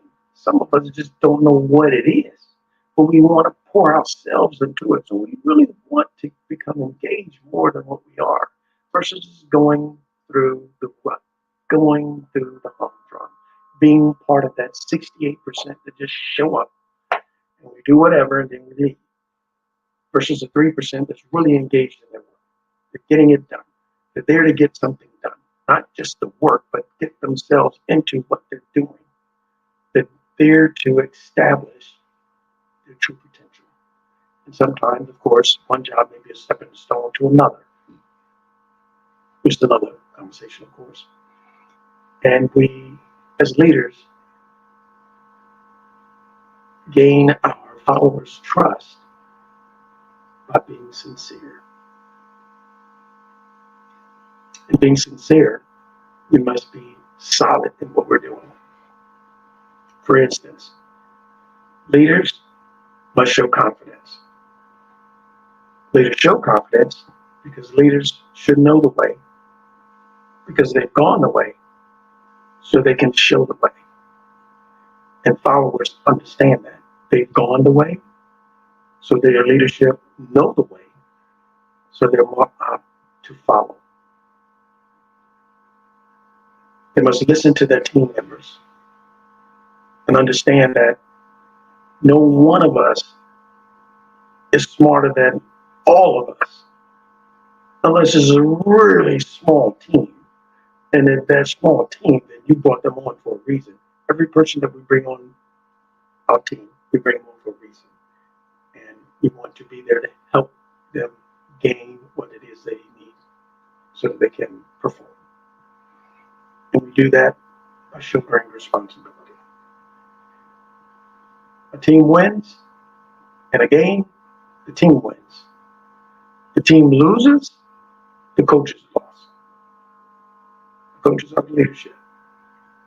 If a team is losing year after year after year after year, they don't get rid of the team. The ownership don't get rid of the team. They get rid of the coach. Coach doesn't go by himself or herself. It's normally the whole coaching staff, because there's a culture there that needs to be gotten rid of to bring in a whole new paradigm thinking pattern and become more of a winning team, a different focus. The team doesn't leave. You don't fire the team. You get rid of the leadership. Without teams sitting back, we can fire our mindset and keep the members.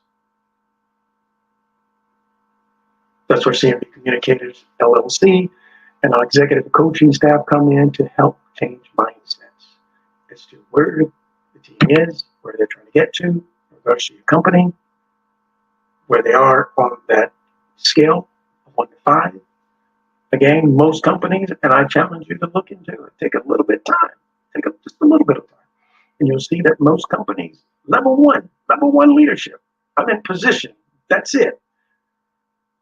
We do have some leaders out there. Again, we're looking at that Preludes 80-20.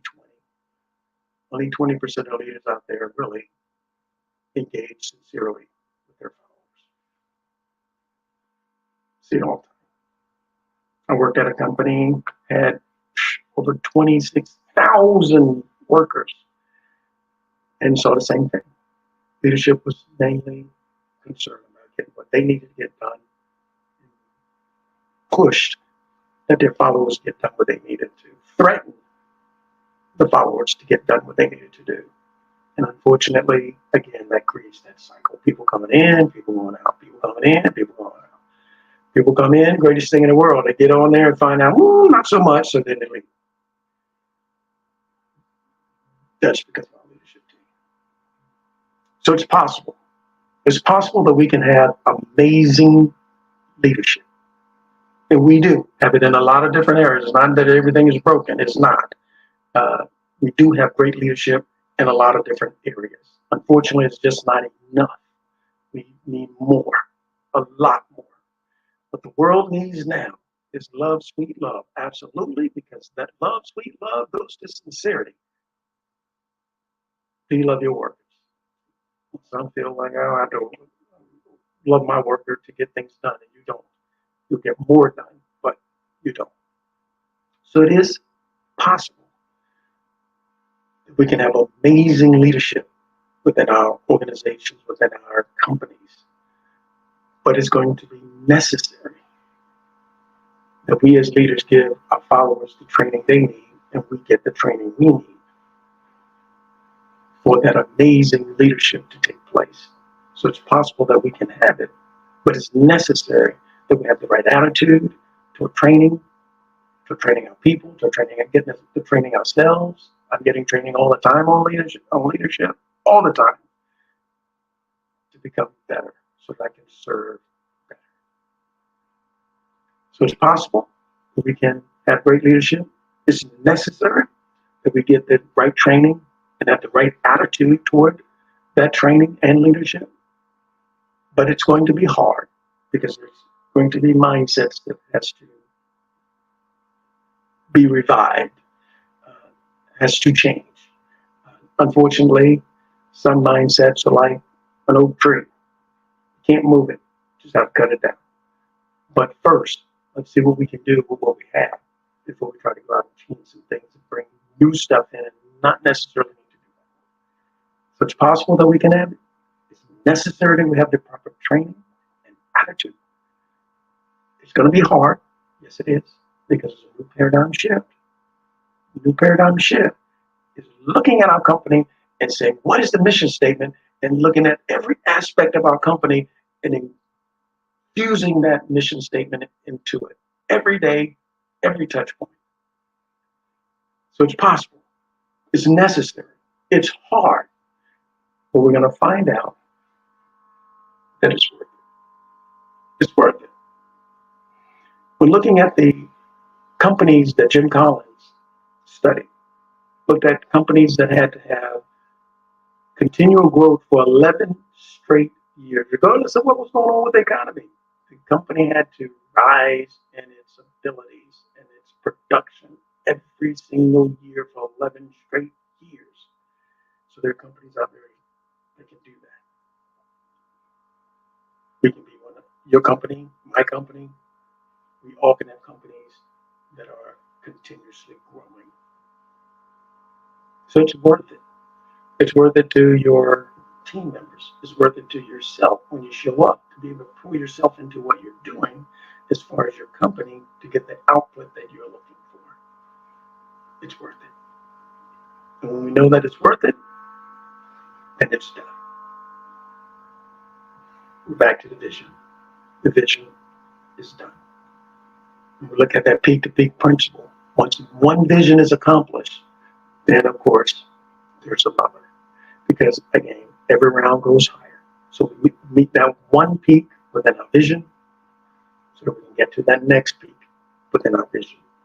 We can get to the next peak within our vision. And you see, the bottom comes up with it as we continue to move up. So everybody wins. That's what makes it worth it. President of the United States in the past, John F. Kennedy, was known for saying, ask not what your country can do for you. Ask what you can do for your country. Second level leadership. Ask not what your followers and team members can do for you. Ask what you can do for your team members and your followers. Leadership level number 2. And when your followers get engaged, you'll get to leadership level number 3, production. Everybody's going to produce more. It's amazing how that works. Absolutely amazing. With that in mind, of course, I'm with CMB Communicators, LLC, and we believe that total engagement establishes your true potential. And finding that true potential, we always go back to the why. We always go back to the mission statement. When things seem off a little bit, as they sometimes will, we take a time out. How are we getting away from our mission? How and what are we doing that's getting us away from why we're doing what we're doing? And then that's going to dictate how we're doing it. Because how we're doing something wrong if we're not marching down the road to our vision. So again, my name is Virgil Thornton, CMB Communicators, LLC, and we believe that total engagement establishes your true potential.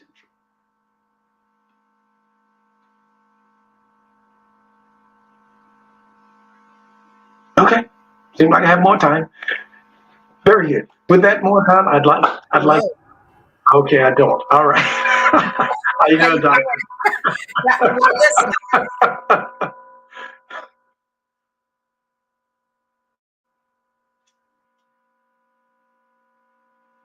Okay, so she's logging in. If I can recap really quickly, we want to, of course, look at getting to level 2 in our leadership. We're going to look at the training that we need to get involved with our companies as far as leadership training. We also want to look into getting more of our team members engaged And that's where CMD communicators come in with our executive coaching team and also our leadership team and our speaking team, because communication is extremely important in our society today, of course. We communicate in so many different ways, on so many different platforms. We're communicating. Facebook is about communicating. Instagram, communicating. Snapchat, communicating. LinkedIn, communicate is all communication. And of course, that's extremely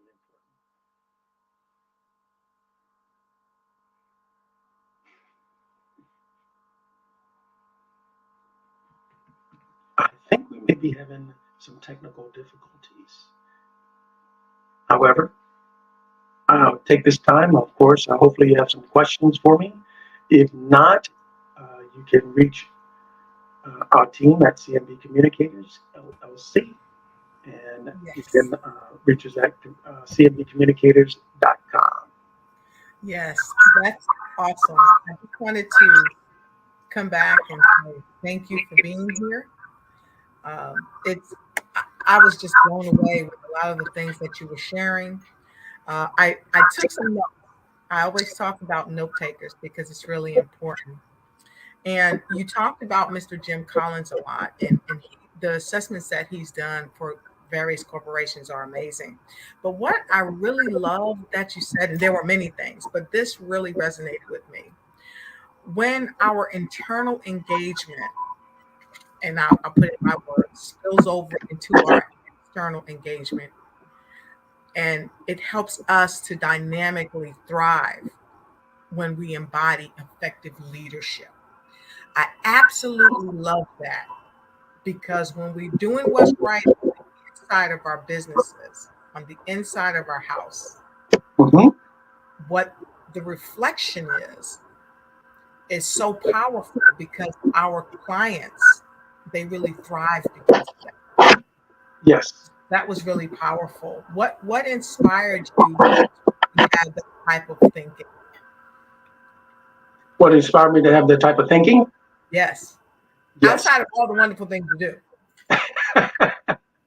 And looking at just going out, let's say go out to dine. If you go out this weekend, for instance, and how the waiters or waitresses, the whole establishment engages with you as a customer, as an external customer. I am looking at how they're engaging, how well they're ingrained into what they're doing as far as their job. Are they doing it just for the paycheck, or can we see that their heart is in it? And a lot of times, unfortunately, the heart isn't. It's about the byproduct, the money. So how do we engage more? How do we pour ourselves into what it is we want to do? And that's really it. I like to see engagement. I like to see connectivity. I like to see people involved, really involved. When we think about entertainment, if the actors or actresses, whomever we feel is our best, or we really like, it's because they get us to engage with their character. Yes. Okay, I love that. So here's something else I wanted to talk about. And we've been so blessed by the engineers to have a few more minutes, because there's so many people listening to you and they had questions that they want to ask. So I'm going to put this one first. You said it's worth it. Yes. A lot of times businesses and people fail because they don't give themselves the authority and the wherewithal deep down inside of themselves to understand that they're worth it and their businesses are worth it. And guess what? Their client's business is worth it too. So many people say that if we can lead with love, we can show other corporations that we do business with that they are worth us doing business with them. What are your thoughts about that? I totally agree. Because again, when we're thinking about business in general, and we really look at life the way it is, we're engaging with people. And people enjoy doing business with people they like. Exactly. And we generally like people that we feel like us. Which Yes. back to that love again. Hey, I enjoy your service. I see that you're coming back and forth. I really appreciate that. You're really checking on me.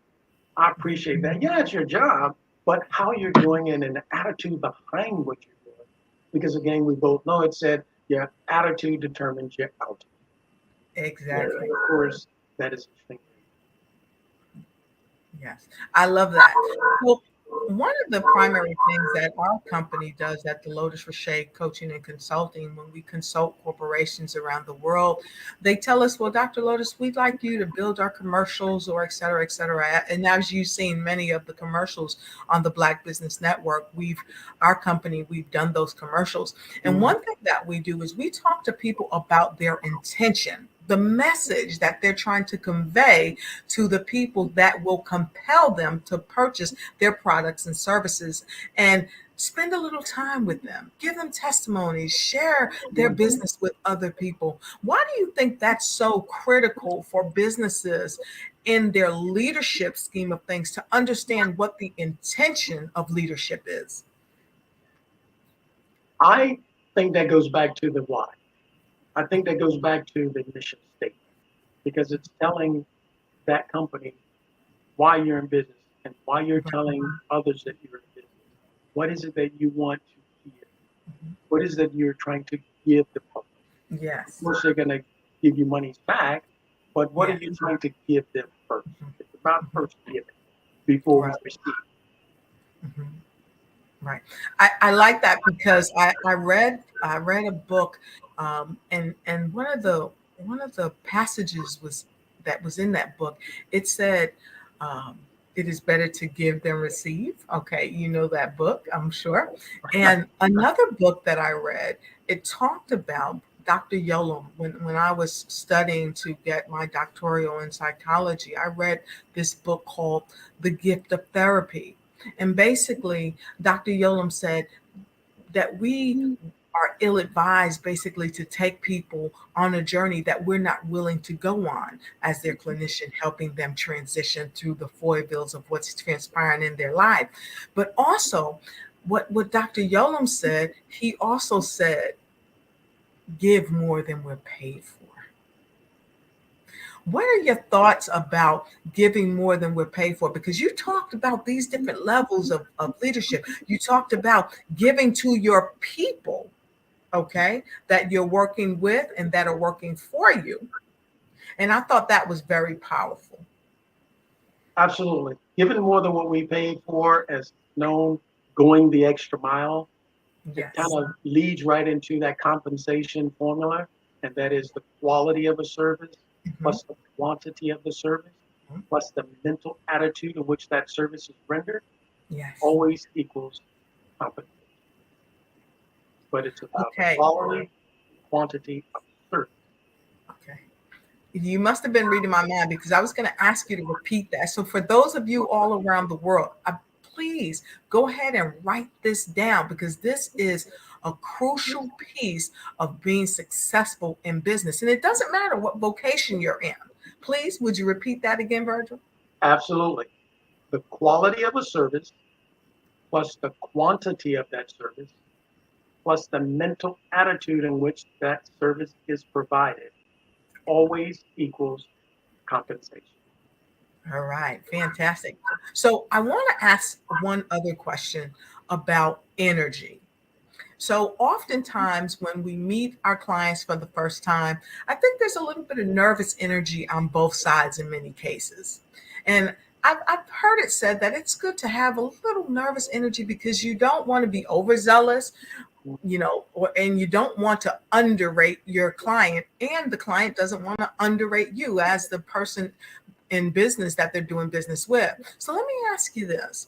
When we are meeting clients for the first time, why is it important for us to be a great energetic match for whatever we're going to be producing or creating for our clients, and for the relationship that the client is establishing with us and the relationship we're establishing with the client? Why is positive energy so important? Positive energy is so important. You stated also being kinesthetic. You don't want to be well with the top, and that's not the personality of the person you're engaging. You want to meet where they are, and maybe you can bring them up, but we want to meet people where they are. Again, that's part of that sincerity. because we don't want to appear to be overbearing. Yes. And sometimes I find myself, I have so much energy because I'm so excited. Yes. Excitement and nervousness, the body sees the same. Exactly. Exactly. I absolutely love that because I'm a very high energy person. And so when I'm going in, I'm exuding that energy and I'm also projecting that energy. And what you shared is amazing because we can also project things onto our clients. Yes. You know, we could have had a bad experience with another business or another client before. And when we come into this meeting, oh, that person's hairdo or their suit or their voice or their face may remind us of a past engagement where it was not so favorable. So let me ask you this. When a person is having a meeting with someone and they see or they feel that they're doing some type of negative projection, how can they kind of bring that back in and turn that thing around so that it's a win-win for both parties? Absolutely. We can come in sometime with a preconceived idea of things. And when I go in with a new client, I'm totally engaged with that person and whatever situation that I'm coming in to help them solve. And I say help them because I look at my clients as partners. Awesome. I'm just as much invested into getting that company to where it needs to be in its leadership as that owner. So in coming in and meeting with that person, I'm meeting with this person as a team member. This is a person on my team. Right. And it may be a couple things that I can see that they can't see because, as my mentor always says, it's hard to see the picture when you're in the framework. I'm stepping outside the framework and telling them what I see. Yes, fantastic. I absolutely love it. So, Virgil, you've been such an amazing guest and you've shared so much love and light and wisdom and positivity and great energy. And I just want to know, how can people connect with you? And tell us what's next for you. What do you have coming up next that people can also be a part of? Yes, thank you very much. You can reach us at CMD Communicators, LLC, or cmdcommunicators.com. You can also call us at 757-986-0750. And the next thing we have coming up is totally awesome. We do have a lecture series, which we're actually engaged in February.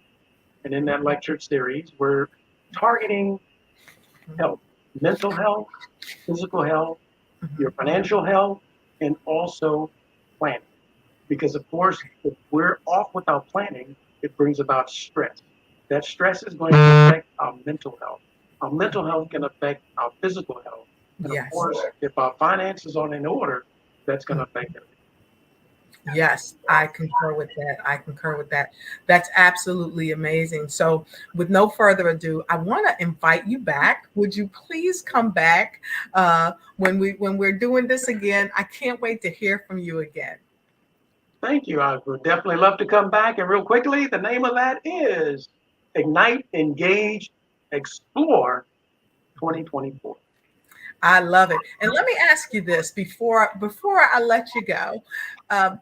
Why is it so important for other entrepreneurs such as yourself? Because you have a myriad of accomplishments and you are brilliant in your own right. But why is it so important for other people of color, Black people, to make sure that they support the Black Business Network and be a part of what we're doing here today? Absolutely. Extremely important. Years ago in the United States, we had something called the Green Book. And the Green Book was about Black businesses. So it's extremely important that we support one another. Because if we don't support one another, we can't really expect others to support us either. And the Black Business Network puts a showcase on to let the world know that there are Black businesses out here and we're doing great. And we're here to help one another. Not the crab in the barrel theory, but we're here to pull one up. Each one help one. I love that. It's absolutely amazing. So with no further ado, you have been amazing and you have shared your genius. And you know what? Genius is common. And I'll see you on the other side. Thank you so much. Absolutely. Wow. I pray, I hope, I encourage, I inspire all of you to take notes, continue to take notes, because we have more great, amazing, amazing people just like Virgil. You know, I want to share with you that one of our main objectives here at the Black Business Network is to help inspire you all around the world. You know, it's amazing because we have the opportunity to help our students, and we want to welcome you to help our students as well, because that's what this is about. This is an amazing fundraiser, okay?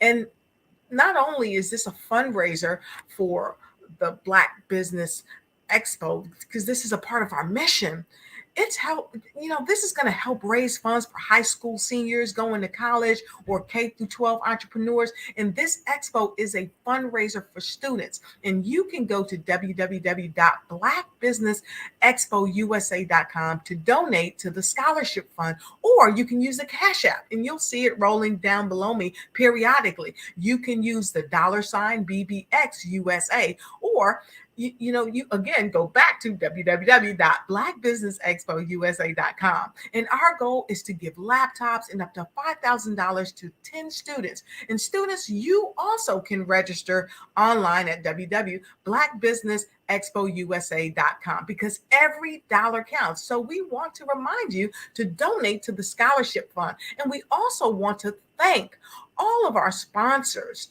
around the world for December 2023. NC100, Moody Capital Partners, Suede Soul, The Hello LLC, Lotus Rocher Coaching and Consulting LLC, the Lotus Rocher Ignite Show, Carolina, Virginia Minority Supplier Development Council, Step Management, Barbara H. Smith LLC, 5-Star BDM Media, Margie McLean Foundation Incorporated, Geniuses Common, Earth Essentials, Milani Shani Global, Executive Women's Success Institute, The Quality Coaching Company, Superwoman Business Services, Creative Force Studios, Lee Entertainment, Artistic App Design, and of course, Black Business Expo USA. Geniuses Common, and I'll see you on the other side.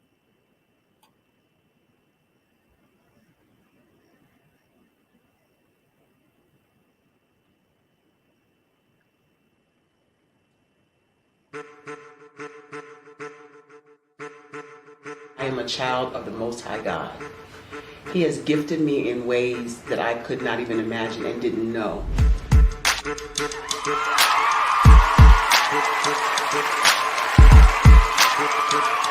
There was a time when I didn't know who I was. I listened to other people tell me who I should be, what I should do. I listened to people telling me that I should be a boutique owner, that I should be a construction manager, that I should be a laborer.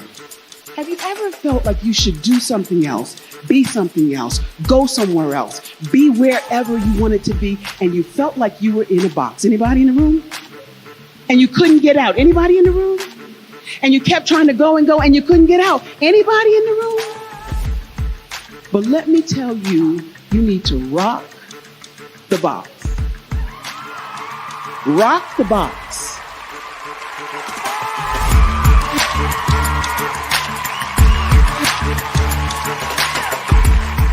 I am engaging, inspiring, and empowering.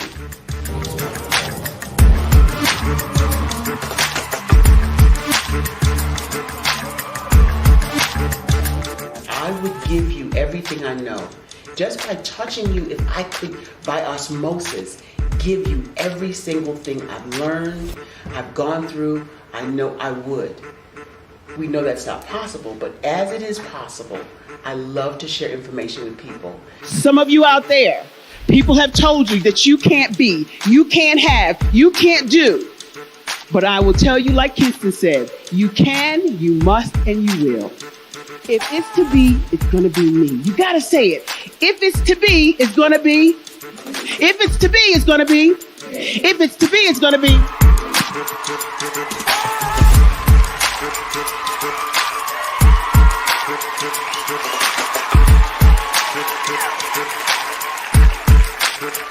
Barbara is because she believed what her mama said about her and not what other people told her. Every day you wake up, when you're in a situation, it's your choice whether it's an advantage or the disadvantage. She gained her confidence and her life, and now she is a testimony.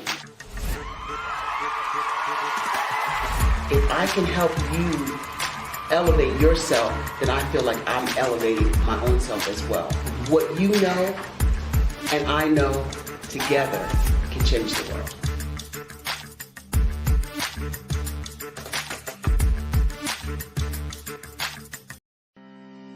Are you aware that showing off your expertise can gain customers and position you as an expert in your industry? Consumers need confidence to purchase. So let us showcase your knowledge by interviewing you for a 3 to 5 minute video. We'll position you as an industry expert with a customized interview-style video, and for a limited time, we'll cover all production costs. Click this ad or call now for all the information. You'll want to experience the same 5-star service our customers love. So take advantage of this one-time offer. Click this ad or contact us now.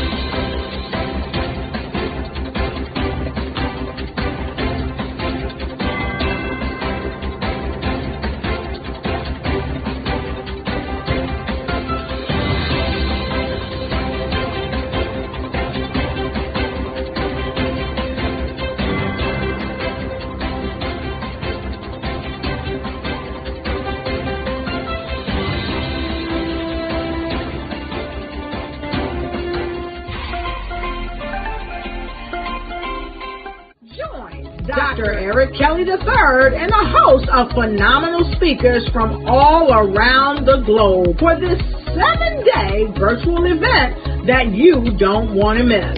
The mission of the Black Business Expo is to raise scholarship money from kids all the way from high school all the way from college. The Black Business Olympics is one of the largest Black business showcases in the world. It is an opportunity for businesses and companies to showcase their businesses globally. We are going to be giving away laptops up to $5,000 away to students.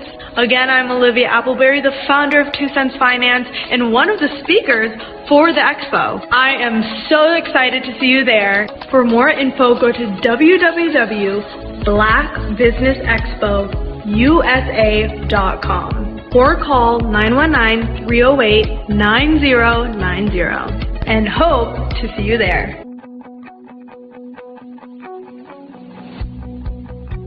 I am Black Business. From the moment I wake until the time I sleep. Yes, I am Black Business. I am Black Business. Tell me, are you Black Business? I am Black Business. Do you support Black businesses? Listen, I support Black business because I am Black Business. Black Business Expo, one of the largest business showcases in the history of Black business in the world. The world!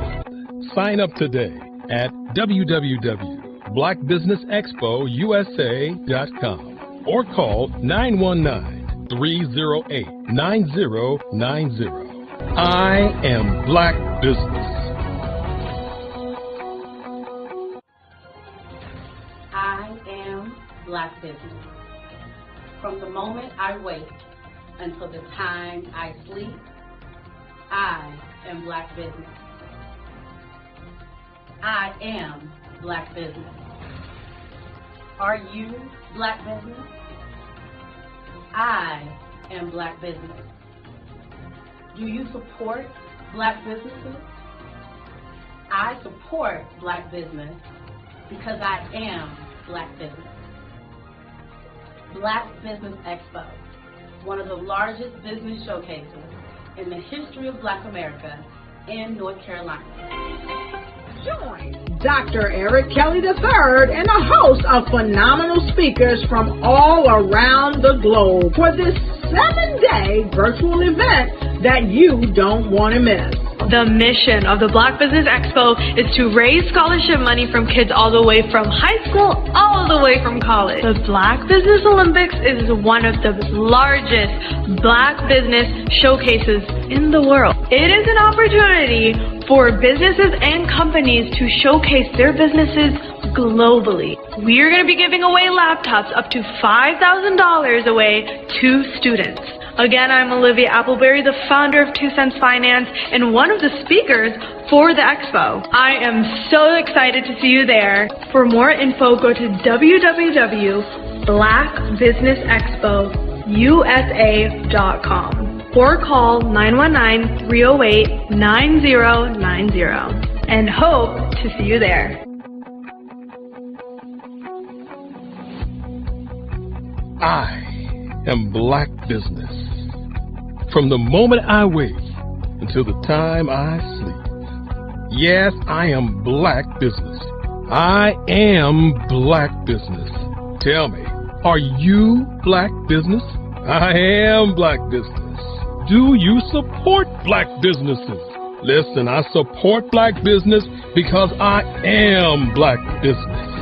Black Business Expo, one of the largest business showcases in the history of Black business in the world.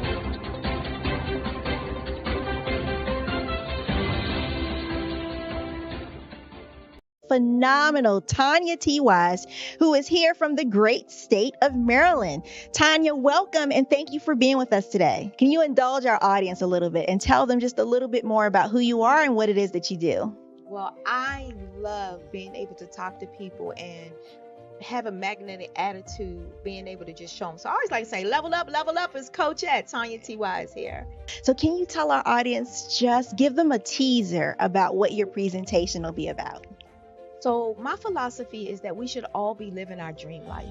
So tomorrow I'm going to talk about how you start living your dream life. What are some of the things that you thought about in your childhood that you just kind of let go and dormant? Wow. And I want to reignite that and just give you some pointers and some tips, some tools, some strategies to be able to start living your best life now. And guess what, Wanda?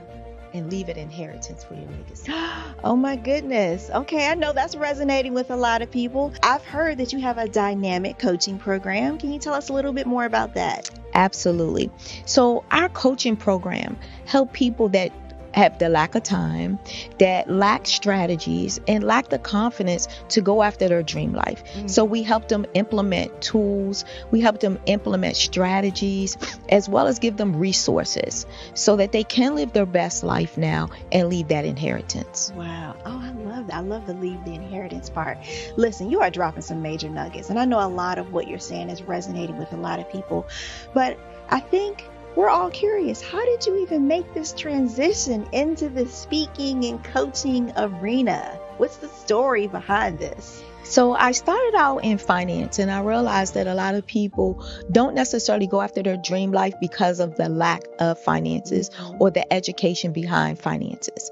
But it wasn't until I lost my firstborn, my only son, that life changed for me.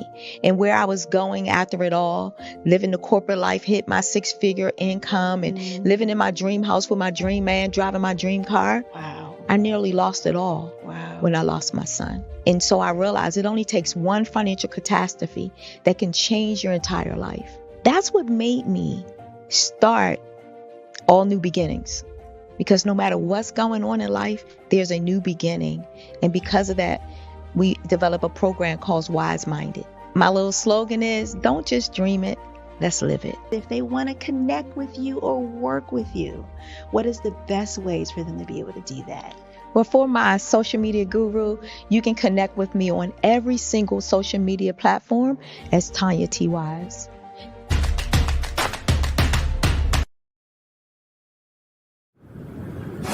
5-Star BDM, Brand Development Masters, is a professional consulting and advisory group keenly focused on business development services for the small to mid-sized business and entrepreneurs. Although every business is unique, they often share business development challenges that can be addressed through smart branding. Services include process improvement and operations, digital strategy and transformation, business intelligence, digital marketing, and personal branding. Our business and personal branding company has helped a number of professionals and organizations to optimize and grow. This results in more business, more opportunities, better reach, positive outcomes. Visit www.5starbdm.com today to learn more.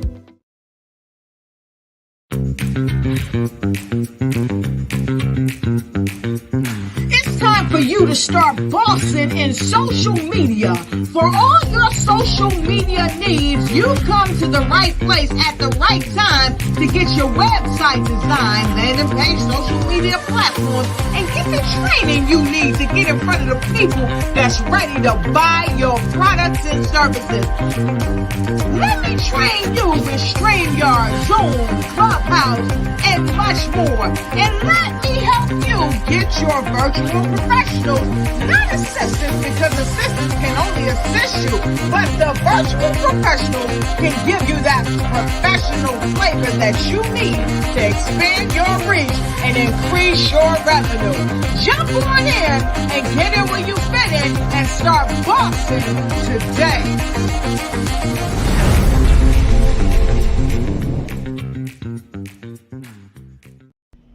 Why do I do what I do? You know, my life coach asked me that a few years ago. And she said, Tony, what's your why? And I told her, and she said, girl, you've already accomplished that. Perhaps you need a new why. Hi, Tony Harris, Amy Hoydu with Say It Said Marketing, one of your students. And just wanted to say thank you, Tony Harris, for spending so much time with me and giving me that boost in my business that I so drastically needed.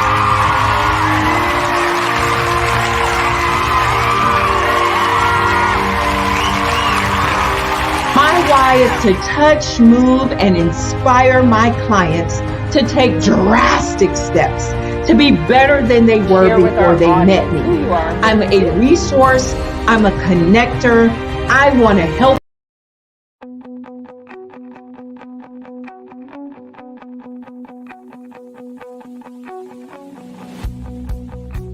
I am Black Business. From the moment I wake until the time I sleep. Yes, I am Black Business. I am Black Business. Tell me, are you Black Business? I am Black Business. Do you support Black businesses? Listen, I support Black business because I am Black Business. Black Business Expo, one of the largest business showcases in the history of Black business in the world. The world. Sign up today at www.blackbusinessexpousa.com or call 919-308-9090. I am Black Business.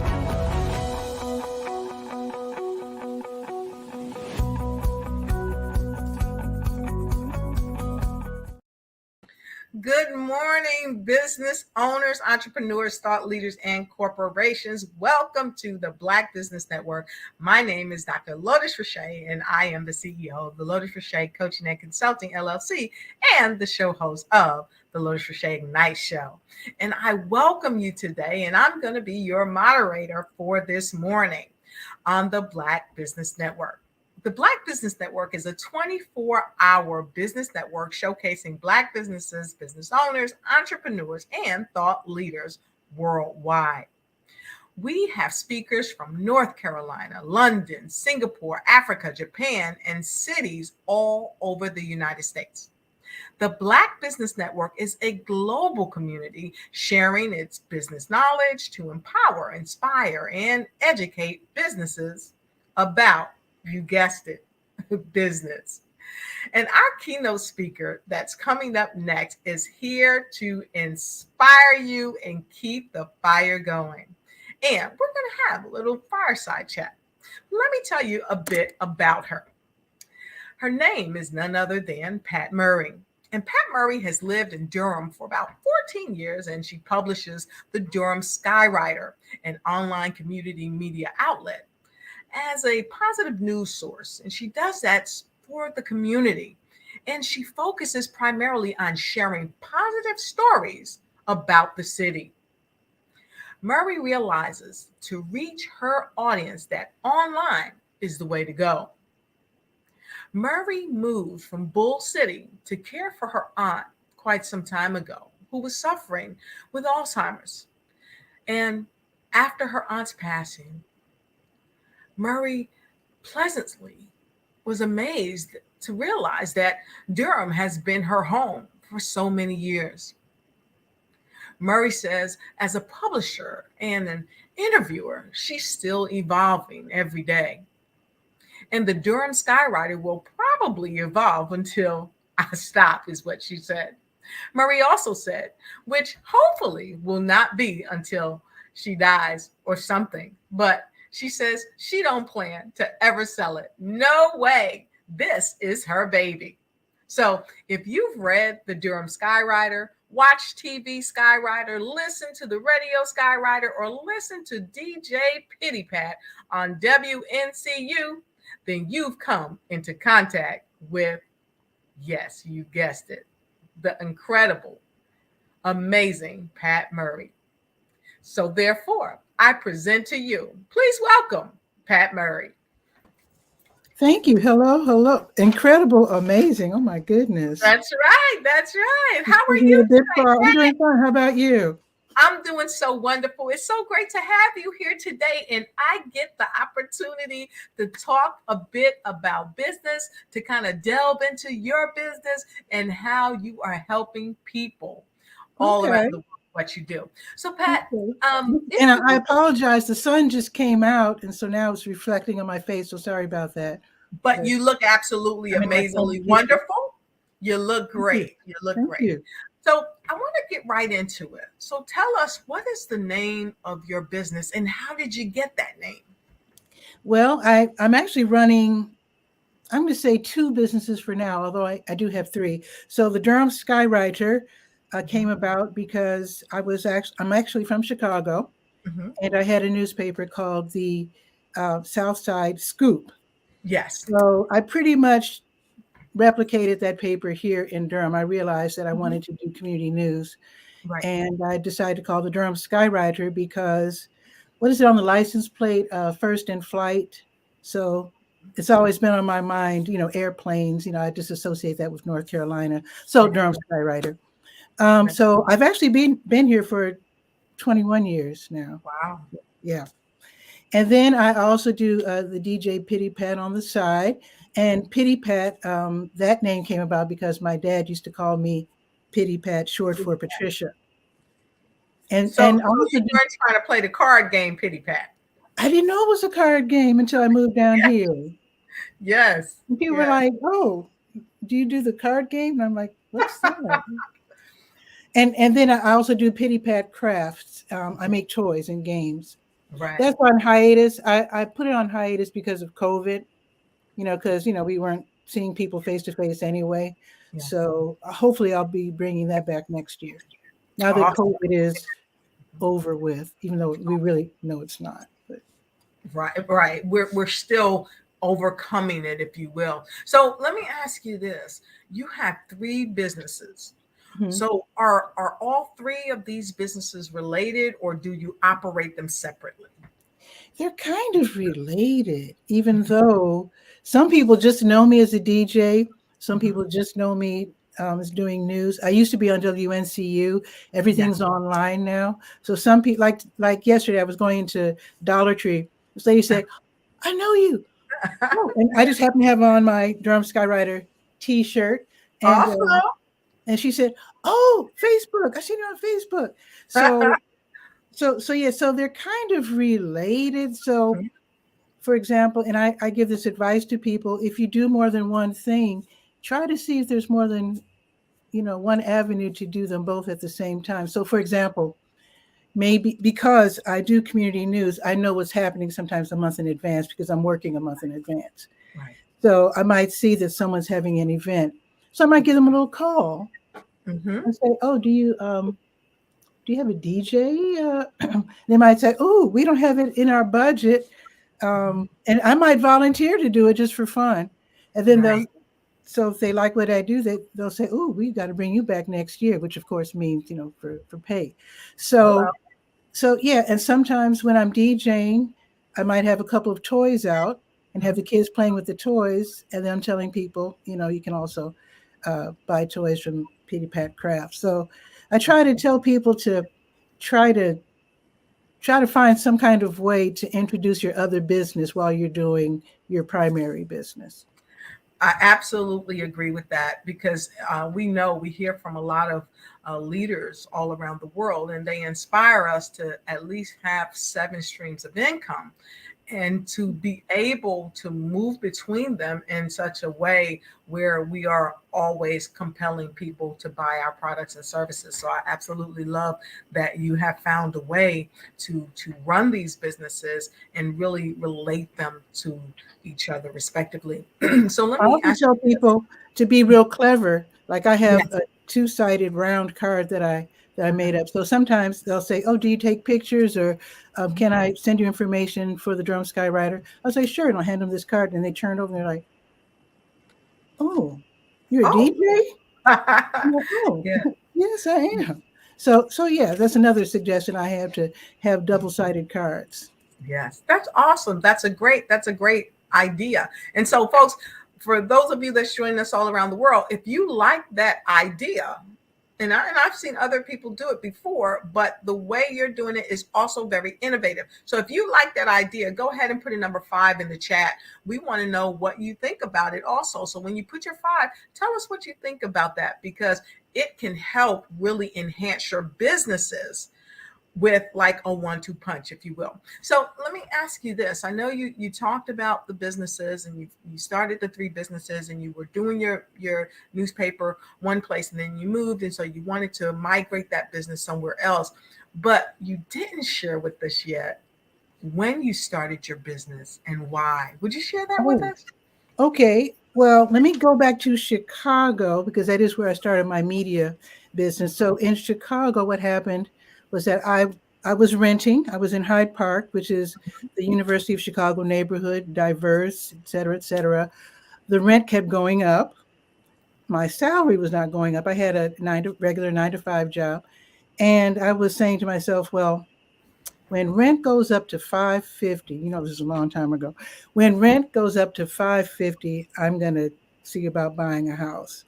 And of course, my income was very moderate. And I was limited, believe it or not, to looking at $55,000, which you can imagine. I saw some real dumps, and I got pre-qualified. I knew, because my income was moderate. That's another suggestion. When you look for a house, get pre-qualified so you know your limit, so you're not looking at mansions that you can't afford. Right. So I ended up in Woodlawn, which is a neighborhood I started out in. Which was by that time it was a low-income Black neighborhood. And I was from Woodlawn. I knew Woodlawn, and I decided I'm going to move to Woodlawn.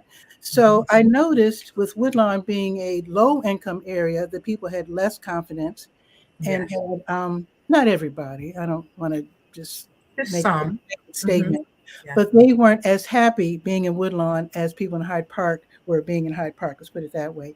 And they were always saying there's nothing happening, and nothing's going on, and nothing good, because when you hear news about Woodlawn, it's usually about crime. Right. Okay. Unfortunately.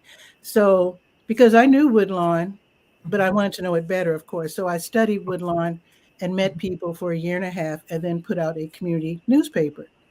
And it took off like crazy, because Chicago, I need to point out, Chicago is so huge that there are dozens of newspapers. Like Chatham, the neighborhood I grew up in, has 2 newspapers. And Chatham is a small neighborhood, but it's middle class, and a lot of different types of entrepreneurs. And so anyway, So Woodlawn hadn't had a paper in like 30 years. So my newspaper grew real fast. Awesome. And then I eventually it expanded, but we can talk about that later. So when I moved to Durham, I decided I want to do a paper just like the Southside Scoop. Right. And so in 2002, now I moved here in 2001. So in 2002, I started the Durham Skywriter, and it was in print back then. And then I eventually put everything online. So I started in print. I was on WNCU doing Radio Skywriter. And like I said, I moved everything online. So the Durham Right. Skywriter is now durhamskywriter.com. Fantastic. That's awesome. That's awesome. Thank you for sharing that. So it looks like here it says that you believe in starting small as a business and taking your time to evolve and grow. So why do you say this? And do you have any examples? Let's see. I do. Let's see. So I see people, especially young people, they have these grand ideas, and I'm here for it. I mean, I love it. Yes. But here's the thing. Sometimes it's not a good idea to take out loans right away. Exactly. Do things as you can handle them. For example, back home in Chicago, now again, it's probably different here in Durham, but Chicago's so big that the architects, when they want to build or improve, they have to have their blueprints okayed by the city. So you go to City Hall. Sadly, in Chicago, it's so huge that the lines are like so long that the architects end up missing a lot of work and wasting a lot of time. I shouldn't say wasting, spending a lot of time simply in line waiting to get their blueprints approved. So these young people, young Black folks, I love these kids. They were wonderful. They came up with the brilliant idea of setting up office across from City Hall, so the architects could go to their office. They were actually, I think a couple of them were architects themselves, so they understood blueprints. The idea was brilliant. They rented a beautiful space. They went over their heads. They outfitted it beautifully. They had receptionists, and they started out real grand. And unfortunately, they didn't get business quickly enough to stay in business. Even though it was a brilliant idea, it didn't work. So if they had started smaller and went to a closer neighborhood, not downtown directly across from City Hall, something more affordable, then maybe they could have still succeeded. This didn't quite work, but it was brilliant. Another idea, like there are some people here in Durham, and they know the city so well that they don't have to advertise or anything. So if they wanted to grow, they could, but they choose not to. But they know that they have such a big audience that they're fine right where they are, and that's good for them. Now, in my case, in Chicago, my newspaper was called the Woodlawn Scoop. It was for the neighborhood of Woodlawn. So I was able to get advertisers, meet everybody, know everybody, and to do a good job. Right. Eventually, I jumped across the expressway and went to Inglewood. And that's another low-income Black community without a newspaper. So it became the Woodlawn Inglewood Scoop. So I got more advertisers.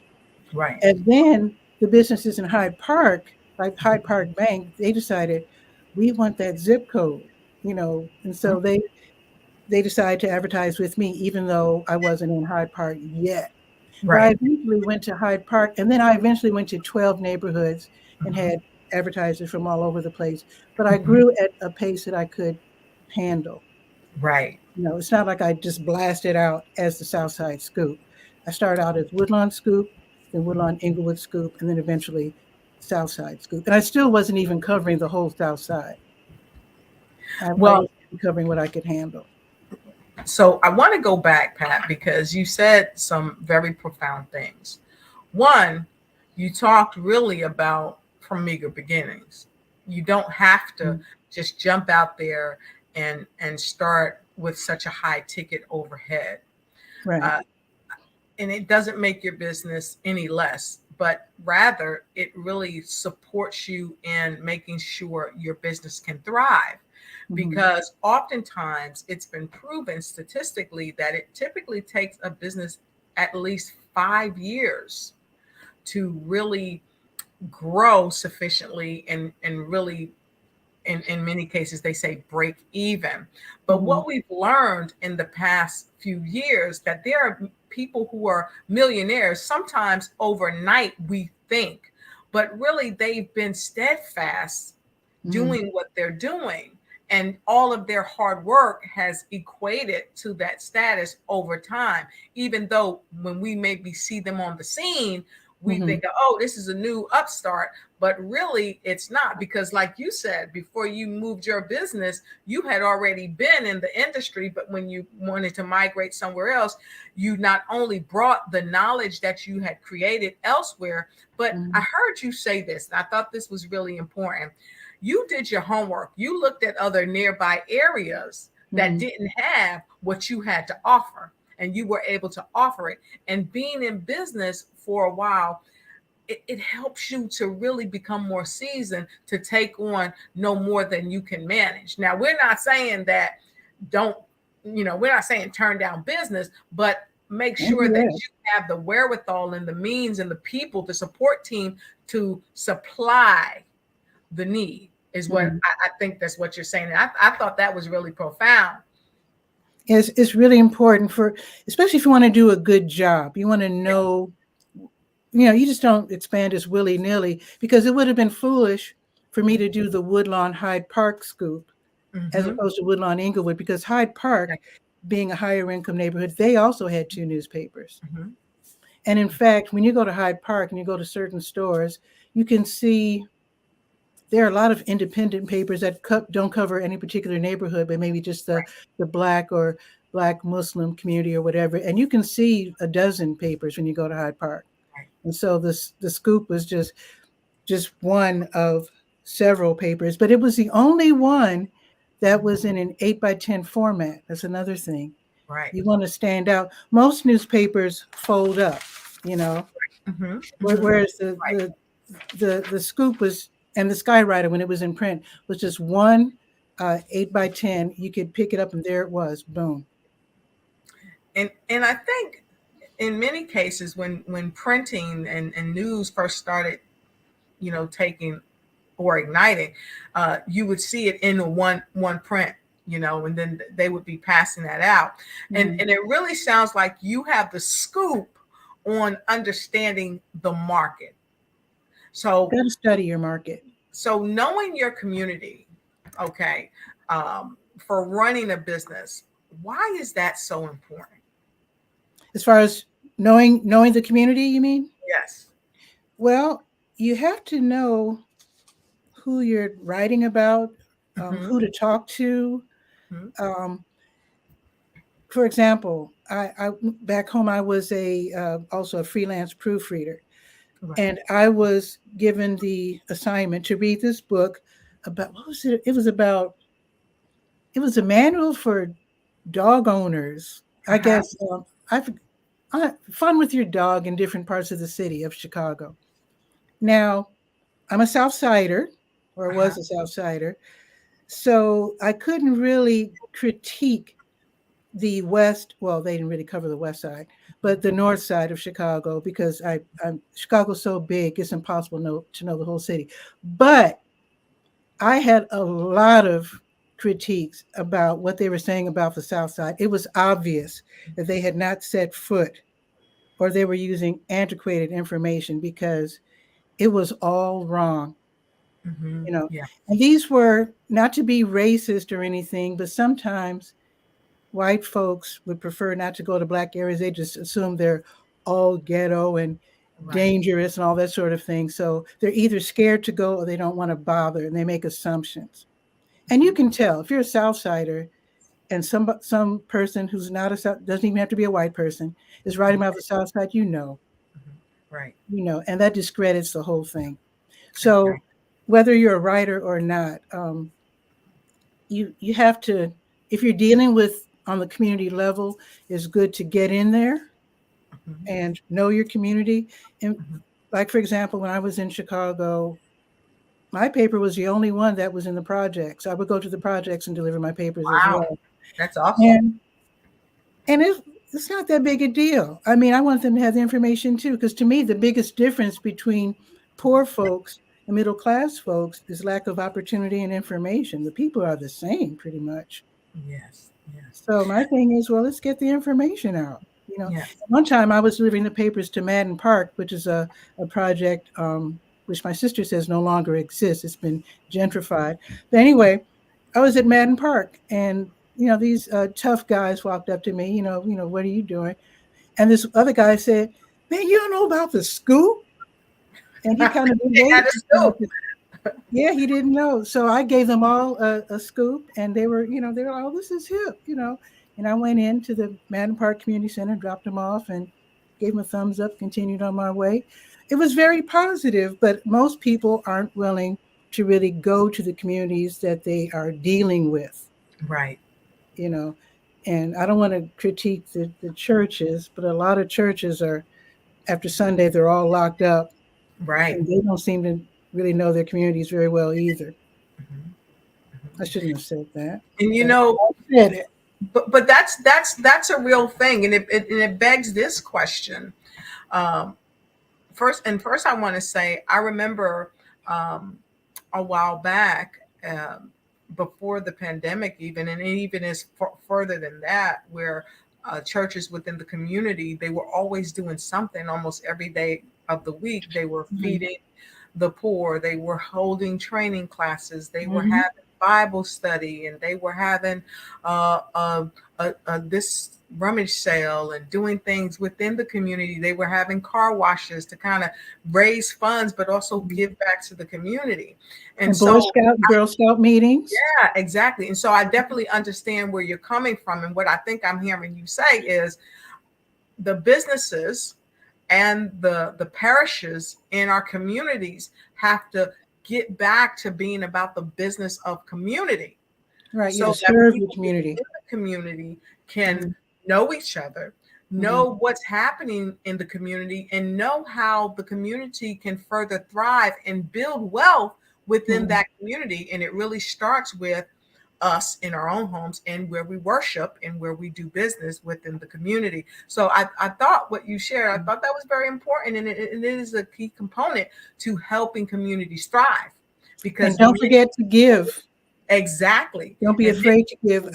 I DJ'd for Oldham Tower. Well, it's not called Oldham Towers anymore. 519 Main Street's Christmas party a couple days ago, and I just did it. I just wanted to do it. I wanted to, because it's sad, when you're low income, you're in a senior housing, you're away from your kids and grandkids, and I just wanted to cheer them up, So you do things like that. I also see businesses help out with Little League. Right. And, be a coach. Right. That might not have anything to do with your business whatsoever. But if they know that Coach Jim also runs Jim's catering service, guess who's going to call Jim when their church or business needs to cater a lunch? So let me ask you this, because I've read many books, and I don't want to advocate any one particular book right now, but I read a book, and this particular book said that, when you are within a community and you build these walls around you, you make yourself vulnerable to all types of attacks, and you kind of remove yourself from really understanding what's happening around you. Why is it so important for us as people of color not to build these walls around us within our own communities and other communities? Because it really kind of provides a disconnect for us. So why is it important for us not to do that so we don't be disconnected?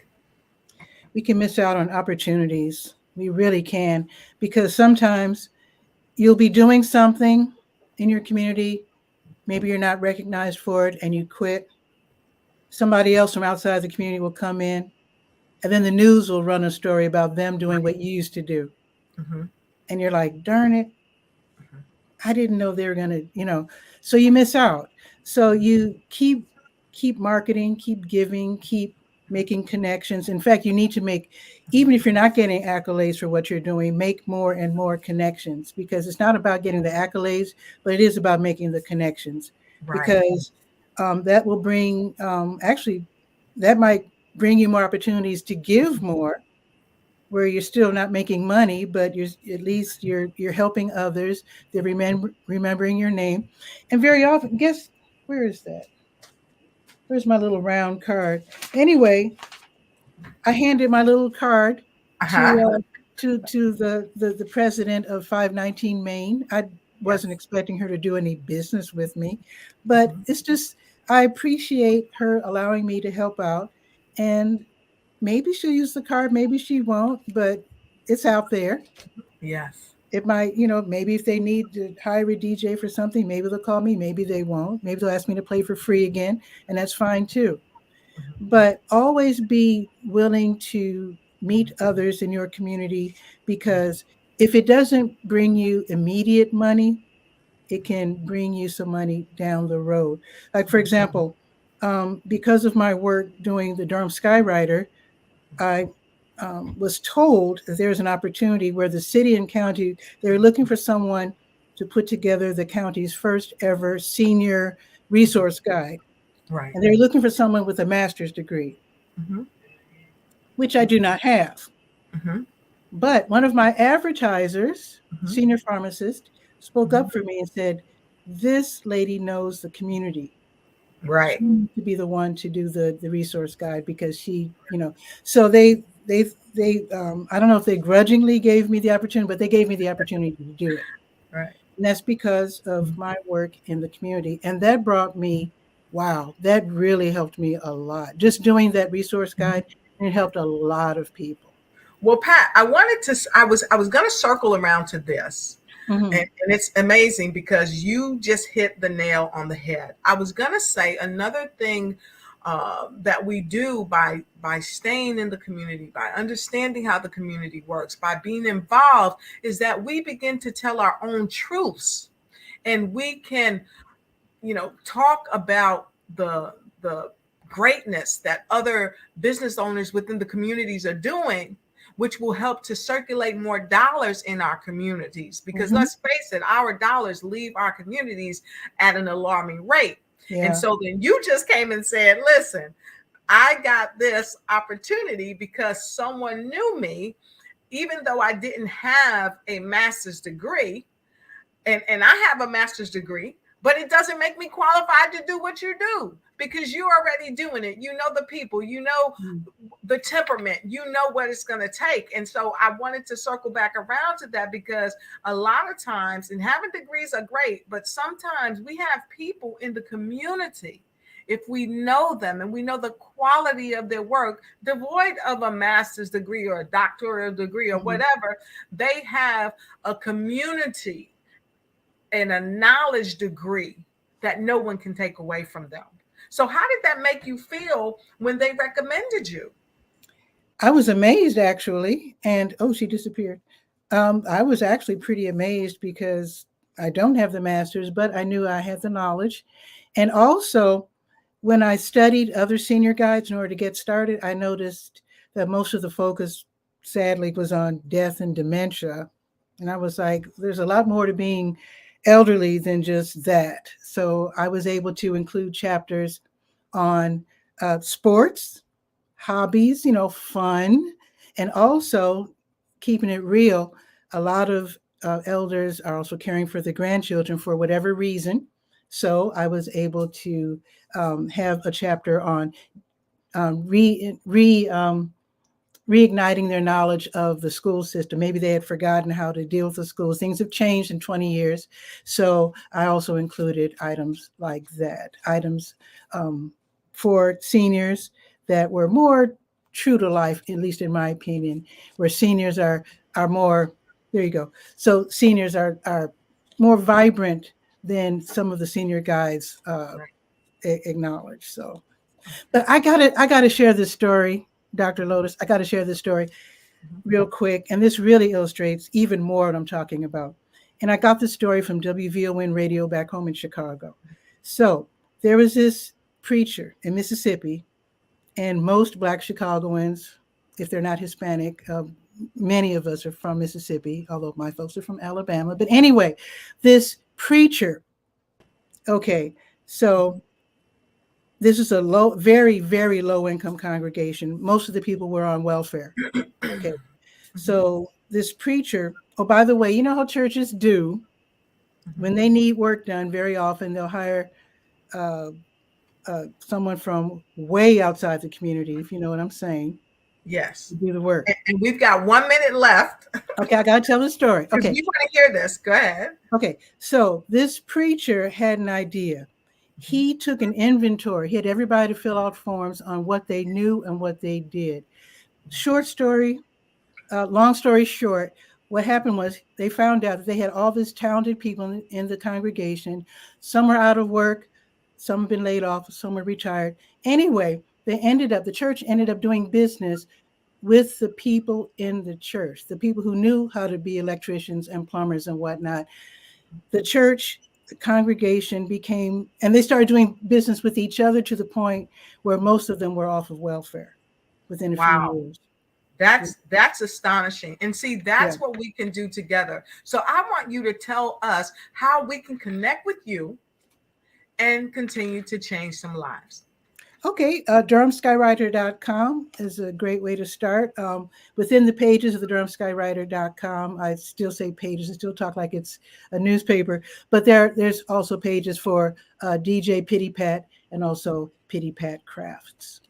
Fantastic. Well, you definitely gave us the scoop, and you are a genius, and genius is common, and I'll see you on the other side. Thank you so much. Wow, that was amazing. I hope you took notes.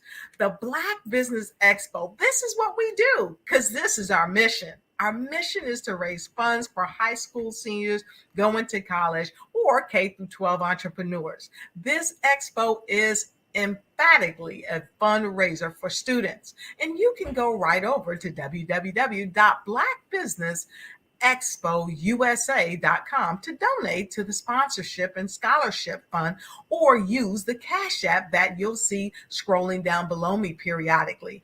You can use the $ BBX USA. Our goal is to give laptops and up to $5,000 to 10 students. And students, guess what? You are not going to be left out. You can go online and register too at www.blackbusinessexpousa.com because every dollar counts. And so we want to remind you to donate to the scholarship fund. We also want to thank Black Business Expo USA sponsors for December 2023. NC 100.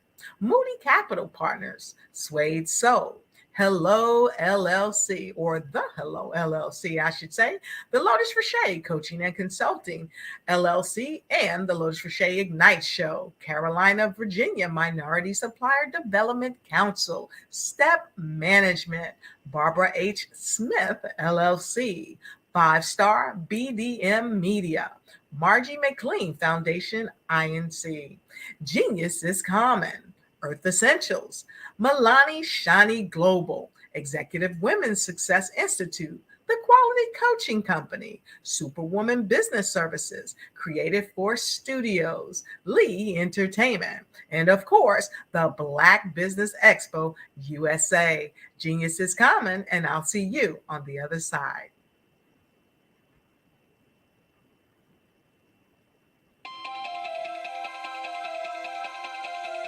If you live without income for the next year, 2 years, 3 years, maybe even 5 years, you might be thinking, well, that's a silly question. Well, is it? What if some medical event occurs in your life where you no longer can be the superstar in your household and generate that income? Or what about a planned event where your income comes to a sudden stop? Perhaps your employment has been terminated or your business has ceased operating. Are you prepared with a backup financial income? Or what about those voluntary events in life where you decide it's time to disconnect, perhaps retire, stop working? Do you have a backup income plan, or something in place. I'm Sabrina Protic, your financial coach, helping you develop an income plan. Your financial tomorrow depends on what you do today. Connect with me for a bright and secure financial future.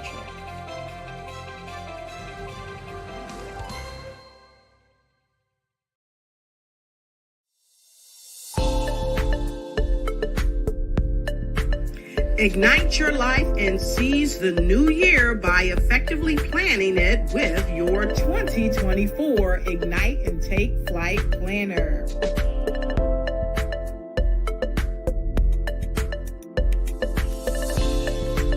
It's time to navigate your success with strategic project management. Hello. It's a great day in every way, and I'm so happy that you are here today with me. Good morning.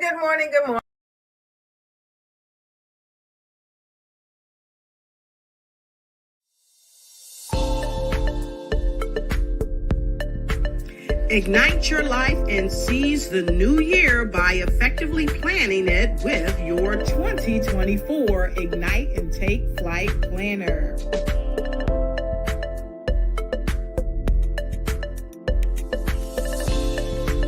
It's time to navigate your success with strategic project management. Win with inspiring quotes from inspirational people that will guide you to the success you deserve.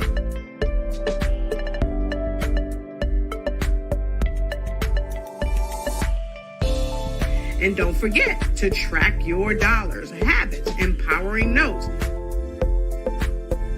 and connect with dynamic brands.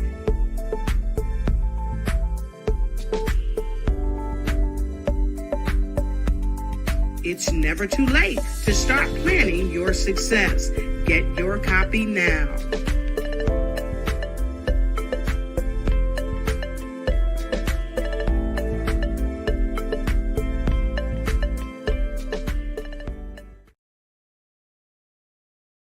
I'm Kennedy Harris. My genius is being an entrepreneur. I'm the CEO of K-Lock, a company where I develop my very own line of kids supplements. I currently market my multivitamin for kids to help combat weak immunity. During the pandemic, research has shown that having a strong immune system is key to fighting off disease. My vitamins are for kids, but adults can benefit from them as well. I'm adding a proprietary blend to my supplement line. I want to create my own blend so that I have a competitive edge in the marketplace. Staying healthy is important to me so that we live longer and have healthier lives. My website is klockproducts.com. That is K-L-O-C-K. Genius is common. Hello, this is Israel, and I am CEO of Daydreams Interactive and author of Princess Planet. So, genius is common, and as a kid, I loved to daydream. Even as an adult, I love to daydream. And when my daughter became 6 and loved princess characters, but we just could not find the diversity that showed her. So for instance, you have Princess Nulu right here. Princess Nulu is from Uganda, and her genius is that she loves to take care of animals. She can actually even listen and hear what they say. And then we have Princess Isabella right here. Princess Isabella, she's from Cuba, and her genius is biochemistry. One day she hopes to eliminate disease. Then we have Princess Nia right here. And Princess Nia is based off of my daughter. And she is what she wants to be, the greatest dancer alive. So that's her genius. So what's your genius? My genius is my imagination. Genius is common.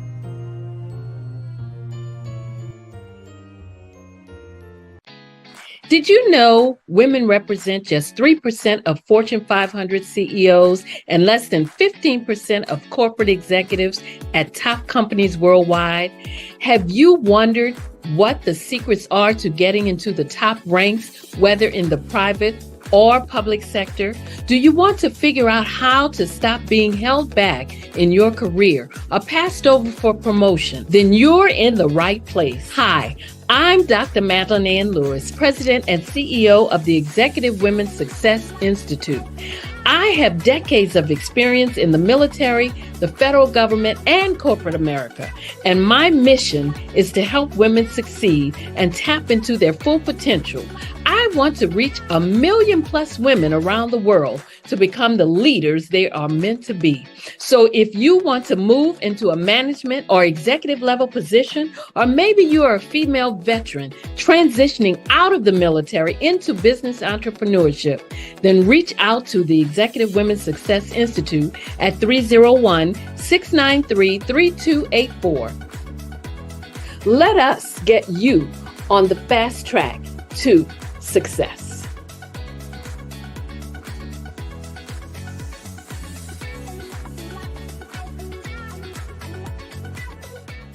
I'm Ramon Ray, founder of Smart Hustle Magazine and smallbiztechnology.com.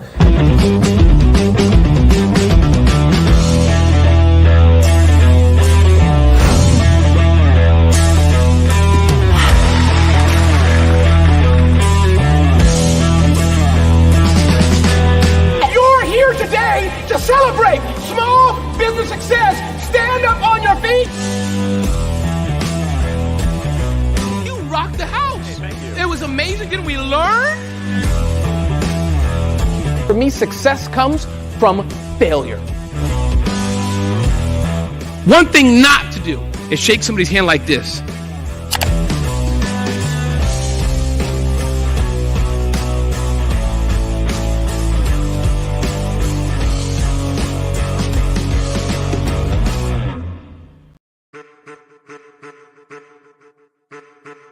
I am a child of the Most High God. He has gifted me in ways that I could not even imagine and didn't know.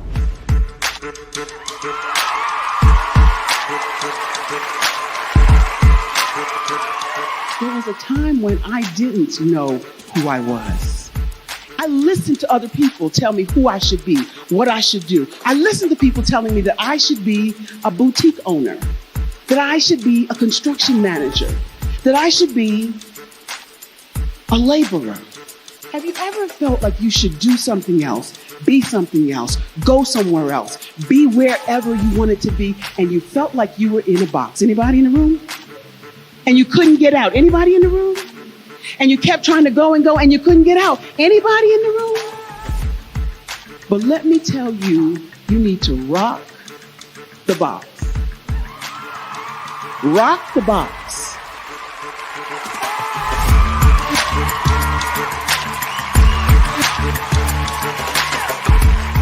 I am engaging, inspiring, and empowering.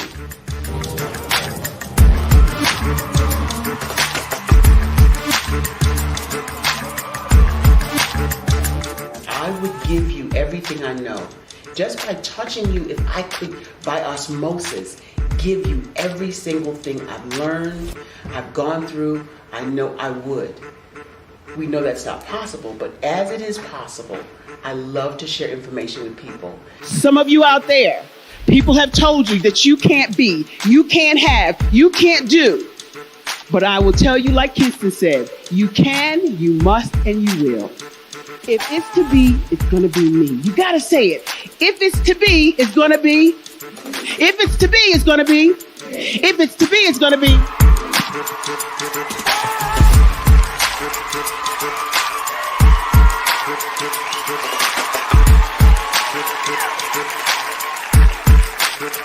Barbara is because she believed what her mama said about her and not what other people told her. Every day you wake up, when you're in a situation, it's your choice whether it's an advantage or the disadvantage. She gained her confidence and her life, and now she is a testimony. If I can help you elevate yourself, then I feel like I'm elevating my own self as well.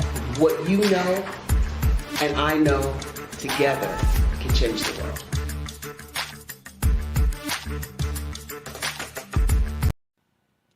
Hello, my name is Kiasi Helm and I'm 14 years old. I think my genius would probably have to be setting goals and achieving them. I say this because ever since I was young, I always wanted to be an author, and at age 11, I ended up achieving this. But not only did I end up becoming an author, I ended up becoming a public speaker, a publisher, a business owner, all these great things.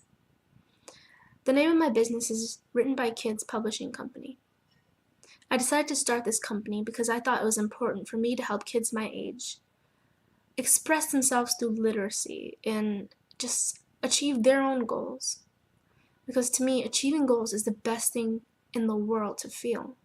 It's you just achieving things and aspirations that you set for yourself. And I know that everybody is capable of this because even if you don't end up achieving the goal, you still tried your best, and that's the most important thing. And everybody is capable of this because genius is common. Thank you.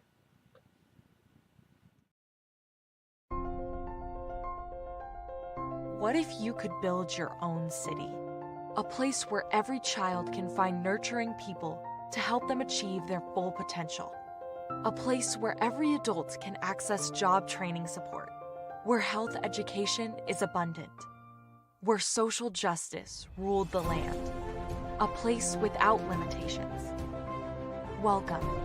You have arrived at STEM City USA. It is what every city should be. A safe and trusted community where you find people and resources to help you become everything you are and beyond. STEM City is unlike anything you have ever experienced. It is a digital twin of the world around you, only better. STEM City is about energy and soul renewal. It is more than a digital world. You can almost feel the power of live cultural events, music, and theater.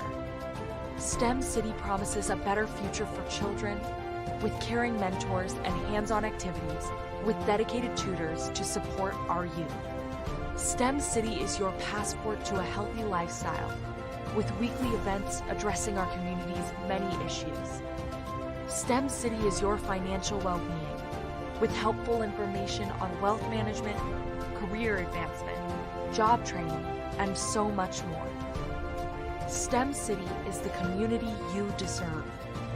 It is the city where your dreams can come true. STEM City USA, a place in the sky that is accessible to all who reach for the stars.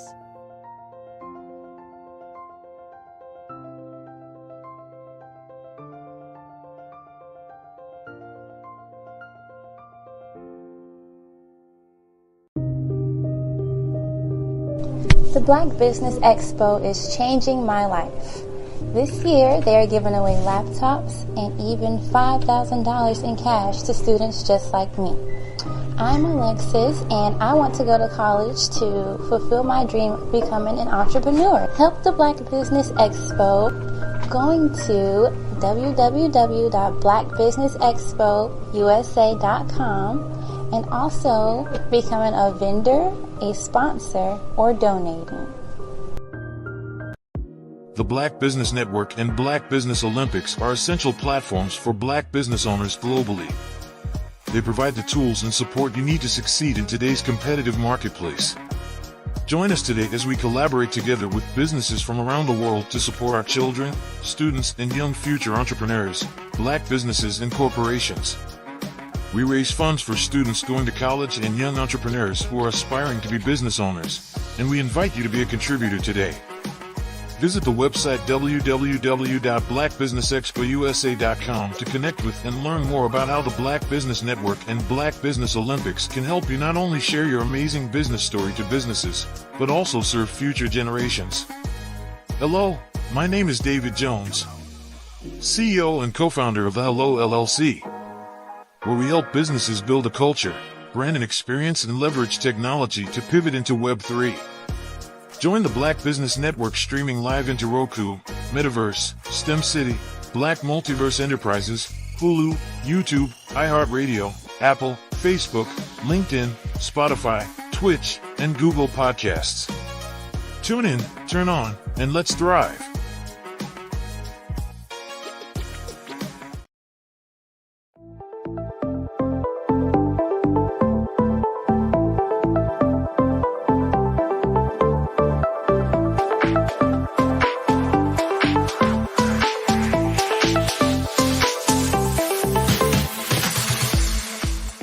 need to be messaging and communicating to a lot more folks and getting them committed to you as a brand and feeling that you are trustworthy, as a subject matter expert, and for their needs and their pain points. That says, look, here are my pain points. Here's the problem that I have that I don't want, or the benefit that I want that I don't have.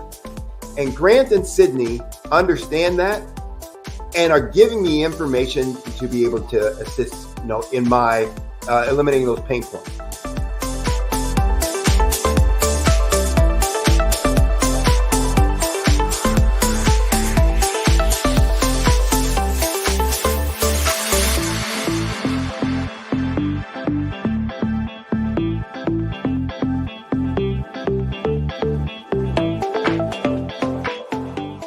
You're going to get a lot out of this workshop. We're going to show you ways that you can begin to look at this particular problem, that you can apply different formulas, techniques, and skills. They're going to get you to that next level. And then you'll understand the value that we're bringing.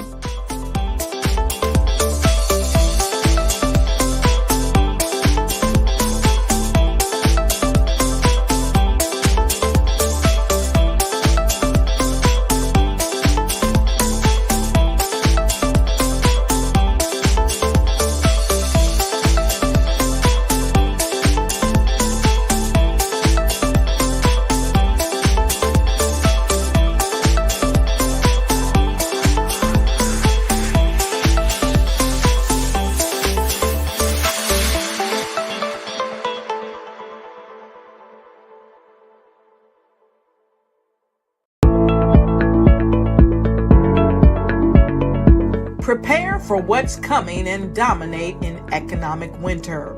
Stand strong and thrive by showcasing your great products and services globally through the Black Business Network and Black Business Olympics. The Black Business Network has showcased over 2,000 companies with over $7 billion in sales each year. Over 10 million attendees have viewed the rebroadcast each month. Through the Black Business Olympics, unique styles of business training and mentoring are turning students into business owners and entrepreneurial warriors who will dominate in any economy.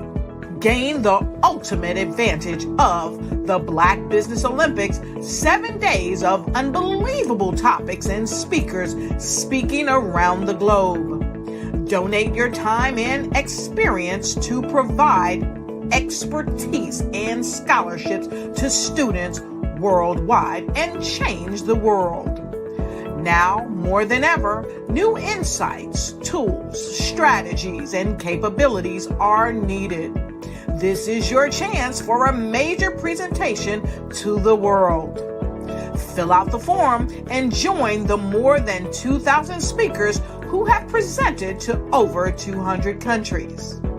Join the Black Business Network streaming live into the Metaverse, STEM City, Black Multiverse Enterprises, Hulu, Amazon, YouTube, iHeartRadio, Apple, Facebook, LinkedIn, Pod TV, IBM TV, Spotify, and Google Podcasts. Sign up today. Spaces are limited, and we will see you there.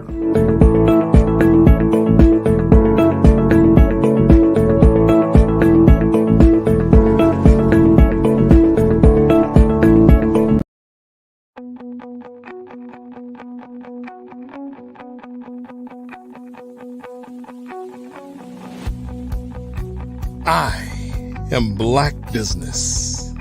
From the moment I wake until the time I sleep. Yes, I am Black Business. I am Black Business. Tell me, are you Black Business? I am Black Business. Do you support Black businesses? Listen, I support Black business because I am Black Business. Black Business Expo.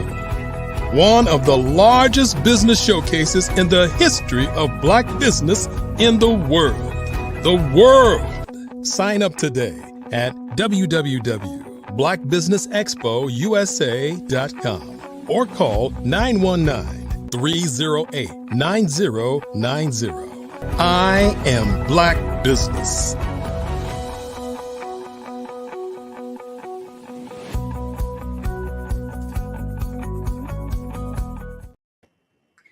Wow, I am Black Business, and I hope you are as well. Good morning, business owners, entrepreneurs, thought leaders, and corporations.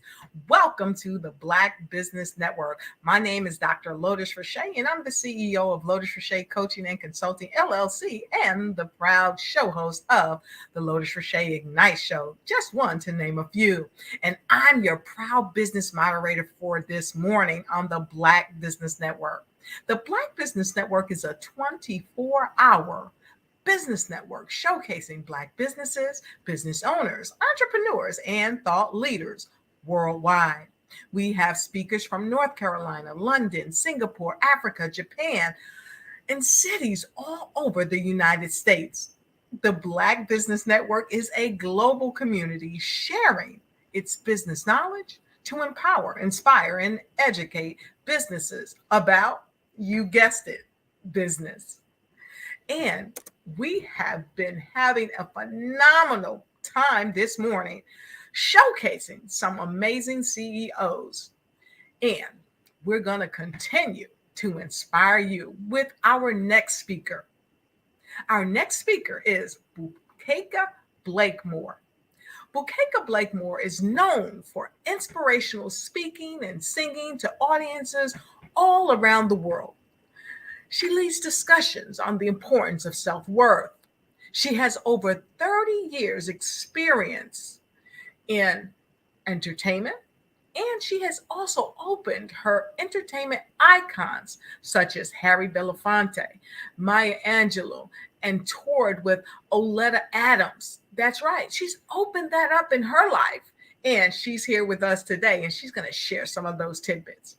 In addition to that, she serves on the board of directors for Creative City, Kansas City, the UNESCO City of Music, and is the CEO and co-founder of Fab Unite TV and OTT streaming television. Without further ado, I bring to you, please welcome Bukeka Blakemore.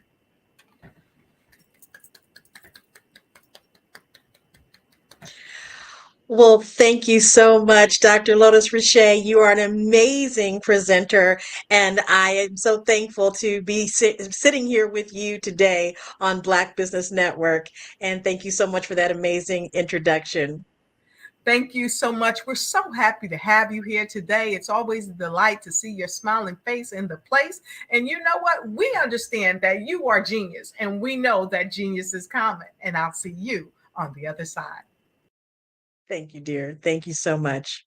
Well, it is my absolute pleasure to be here on Black Business Network because I am Black business, and this is an opportunity for me to share with you some wonderful information that I am delighted to speak about today. As Dr. Lotus Richey was mentioning, that I am the CEO of Fave Unite and Fave Unite TV. And we are a community for global culture. And so it brings me great joy to tell you so much about Fave Unite and Fave Unite TV and why we are a community for global culture. You see, our mission is to showcase experiences that uplift and celebrates culture reflecting the African diaspora, people of color, and indigenous peoples across the globe through the world and the lens of arts and entertainment. I want to tell you a little bit about me and why this is such an amazing experience. You see, I was born in the early 60s. And so at that time, especially in the Detroit area, there was music all around me. My mother was a coloratura soprano that was born in the state of Kansas, and my father, born in the state of Kansas as well, was a percussionist. And so music in the Black community was ingrained in me from the very, very beginning. And so I grew up looking at amazing people that were traveling the world and performing music that was changing the world. And I really was excited to know that that was something that I wanted to be a part of. And so I did. I started my career as a singer songwriter of inspirational music. My sound ranges from classical to neo soul to jazz. And what I found the opportunity to do is to enfold the music that I write into motivational speeches and presentations. And so that allowed me to travel the world to create presentations that generations could all appreciate. You see, I have a real passion for people, for helping people, and to help them recognize their work and their worth, and to live immensely beautiful lives. That's been my passion. And through that, and doing so through music, and doing so through the music industry, I found that there were many people that really needed to hear that information. They really needed to know their worth. In fact, myself, being a young artist and trying to make it in the entertainment industry, I found my worth challenged many times because you see, young women in the music industry, and particularly Black women in the music industry, were often objectized. There was a sexual objective that went along with it. And I didn't want to have a career like that. I didn't want to have a career that relied upon my sexuality. I wanted to have a career in music that relied upon me being an inspiration, that could tell great stories, that could bring people together. And that was tough. But as you heard in the introduction, I've been able to do some amazing things. And so I did. I traveled the world. I went to South Africa and was able to work with students there and young adults that were in challenging situations and give them the opportunity to hear music that could touch their soul. I went on to tour the Netherlands with the amazing artist Alita Adams, and I got a chance to see the world through music. Later, as I began to travel with UNESCO Creative Cities, I went to Mexico and worked with students there who were wanting to understand the connection between the African diaspora, music, and those things that began to emerge out of the Latin community. So I feel very privileged and honored to be on this journey. And it's because of this journey that I also met my husband, co-founder of Fave Unite TV. You see, he grew up in Chicago, and in the time of when rap was just emerging and he began a career as a promoter, he could also see that there were times when young Black Americans were starting to have real negative experiences. We're having very negative experiences in their lives as artists. And so he wanted to promote a positive image for Black youth and Black artists. And so we came together a little over 10 years ago. And when we shared our dreams and our passions, we knew that there was something that we could do. And so we came up with the concept of Fave Unite. FAVE stands for fans, artists, and venues. You see, we recognized that the stories, music, and artistry from African diaspora, people of color, indigenous people have truly been ignored and certainly marginalized. So we saw the opportunity to give voice and platform to unheard and underrepresented cultural contributions. We started out Fave Unite as a social media network. We tested our products and our service through social media platforms that already existed: Instagram, Facebook, Twitter. And our posts and our engagements really began to show that people really wanted to know more about artists that they hadn't heard of. And those artists that they had heard of, but really didn't have a chance to see them in the light of the African diaspora, of people of color, to see how special their work truly is in the arts and entertainment industry.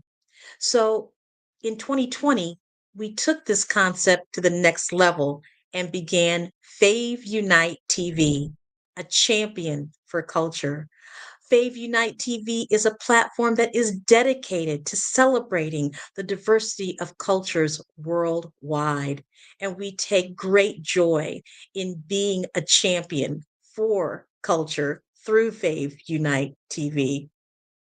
As the founders of this organization, we believe that with the ability to capture audiences of this nature, we're able to bring content to them that is specific to the stories that are very seldom heard all around the world, from lifestyle to music to visual art to educational and inspirational experiences. So when you go to Fave Unite TV and faveunite.com, that is what you will see. On Fave Unite TV, you're going to see content of that inspires and educates. You're going to see music artists. You're going to see short films, as well as that content that truly shares with people what is happening in the world of the African diaspora, of people of color, of the indigenous people around the world. And we're so excited to bring that to you from the platform of Fave Unite TV. Because we started this, we have formulated a group of people that have amazing talents and abilities from behind the scenes. We have Terry Lewis, who is our Chief Technical Officer out of California. We have Del Scholes, who's our Chief Commercial Officer here in Missouri. Anolia Foti, who was our Chief Content Officer out of Angola, Africa. Christina Konya, who was our Chief Operations Officer out of the UK. And Tiffany Rosado, who is in charge of our social media and executive administration work. So you see, we are a global network. Not only are we global within our company, but we are a global network that spans the world in sharing with those that are watching content that comes from around the world. So let me tell you a little bit more about who can tap into, or who might be really interested in tapping into Fave Unite TV. If you are an individual who appreciates and supports a wide range of cultural arts and experiences, then Fave Unite and Fave Unite TV is for you. You see, we are about community. We're about bringing people together, fans, artists, and venues, and giving each one of those sectors a way to express who they are through cultural arts and experiences. That's our approach. Our approach for delivering the content that is from the African diaspora is through bringing a community together of fans, artists, and venues. You see, we know that artists really rely upon fans, viewers, those that come to see them in their performing around the world. So we really say that when fans rule, everyone wins. For our fans, we provide quality streaming content for enjoyment. Again, streaming content from around the world, from South America to Mexico, from Africa, throughout the United States, the United Kingdom, all over the world.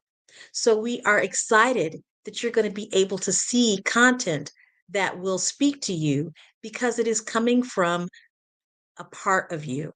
I remember as a fan, the first time I watched a program that had people that looked like me. These were individuals that were doctors and lawyers and business owners, and it struck me.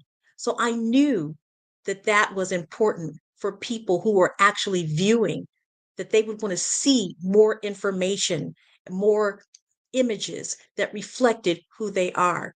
So, yes, we provide fans with streaming content that with people that look like them, that have experiences that reflect who they are. For artists, we provide a platform to share and promote your content for engagement. We know that as artists, the content creators, that you have something to share, that you have a story to tell, that there is a narrative that has not been shared. And if it has been, it's not been the true narrative, a narrative that truly reflects who you are. So we are the platform for that. Again, we provide you with all kinds of ways to engage with fans. And then there are the venues, our sponsors and advertisers. We provide our sponsors and advertisers with options and opportunities for enrichment, for product placement, to be connected with artists and fans in a more engaging way that allows you to build your brand. So let me tell you a little bit about the features of Fave Unite TV. We offer a comprehensive library of content that includes underrepresented talent, cultural awareness, and women's empowerment. We provide support and representation to content creators to help them grow their following and succeed in the digital landscape. And we offer a wide selection of free and paid entertainment through linear channels and on demand offerings. So, what does that do for you? What does that do for you as an artist, as a fan, or a venue? Well, there's multiple opportunities for audience engagement on all of our on all of our social media platforms. There are multiple opportunities for revenue generation, merchandising, product placement, and other revenue sharing opportunities.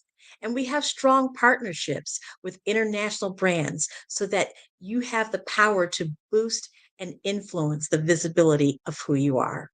So we're really excited to share with you the power of Fave Unite TV. Now, if you think about it, I want you to think about that, how you are represented as a Black business and how you are represented as an individual of color from the African diaspora, an Indigenous individual. I want you to think about how you are represented in the landscape of streaming. Where do you see yourself?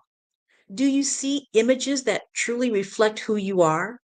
Do you see experiences that tell the story of your background, of the images of your communities? There isn't a lot. A lot of what you see in the streaming world has a lot of repetitive stories, and the stories that you see that are supposedly about Black, Indigenous people of color does not come from our storytelling of it. It's a prescribed story. It's something that is a narrative that we did not create. I remember a long time ago, I asked my mother because she was very concerned. I told you I was born in the 60s.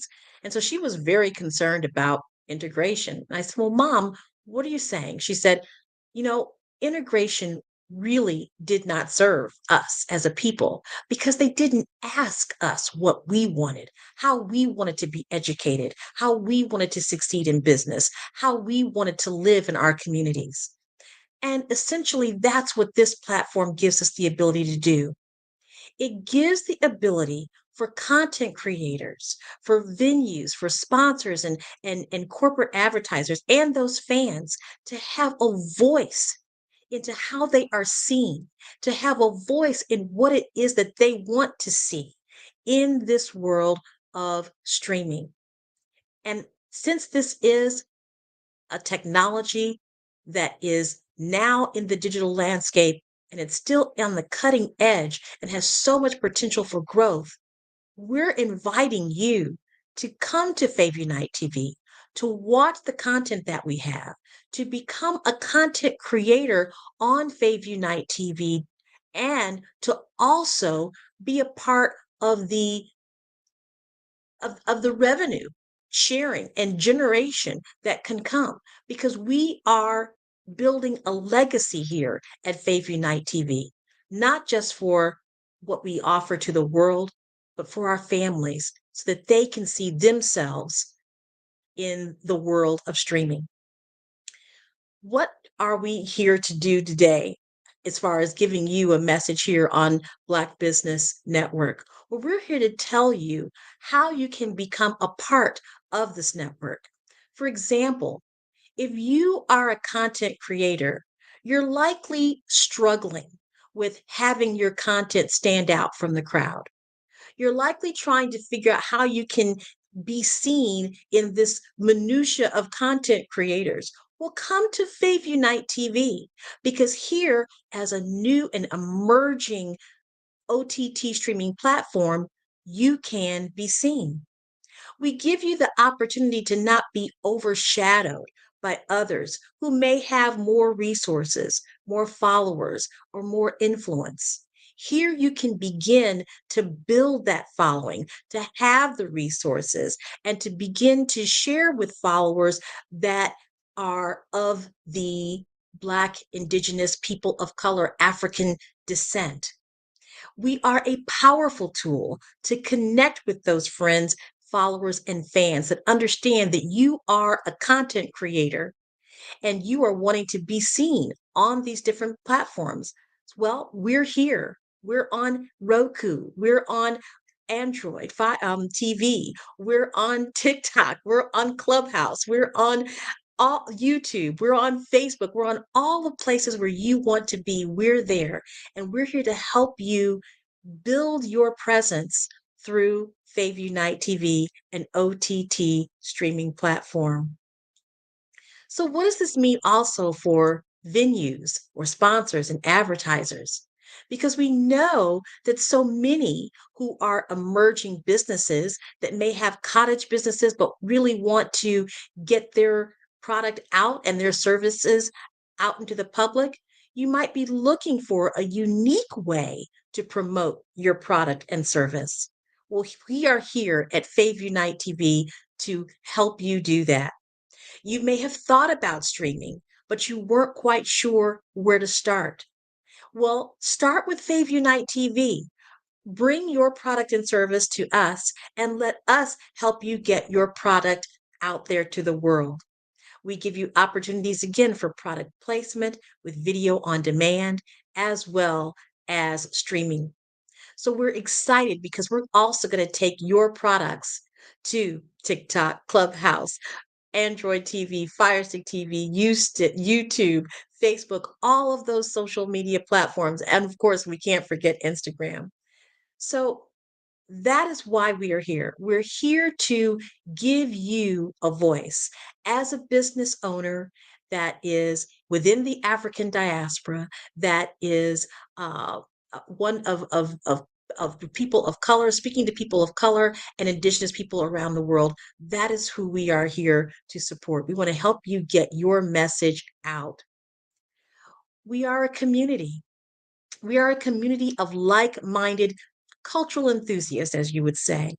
We are allied to embrace, elevate, and broadcast the narrative that needs to be told by us and expressed in our own words. And so we invite you to become an ally with us today. I love the fact that as the CEO of Fave Unite TV, that it gives me a voice, that it gives me a voice that allows others to have their own voice. I mentioned to you as well that I serve on the board for UNESCO Creative City, Kansas City. We are the only city of music in the United States under the UNESCO Music City Network. And we are grateful to be partnered with to be partners, Fave Unite TV and Creative City, Kansas City. So we're excited to bring you content that comes from all over the world. But then it also allows me to go to these different places around the world to find artists, to find content creators that are looking for a place to have their home.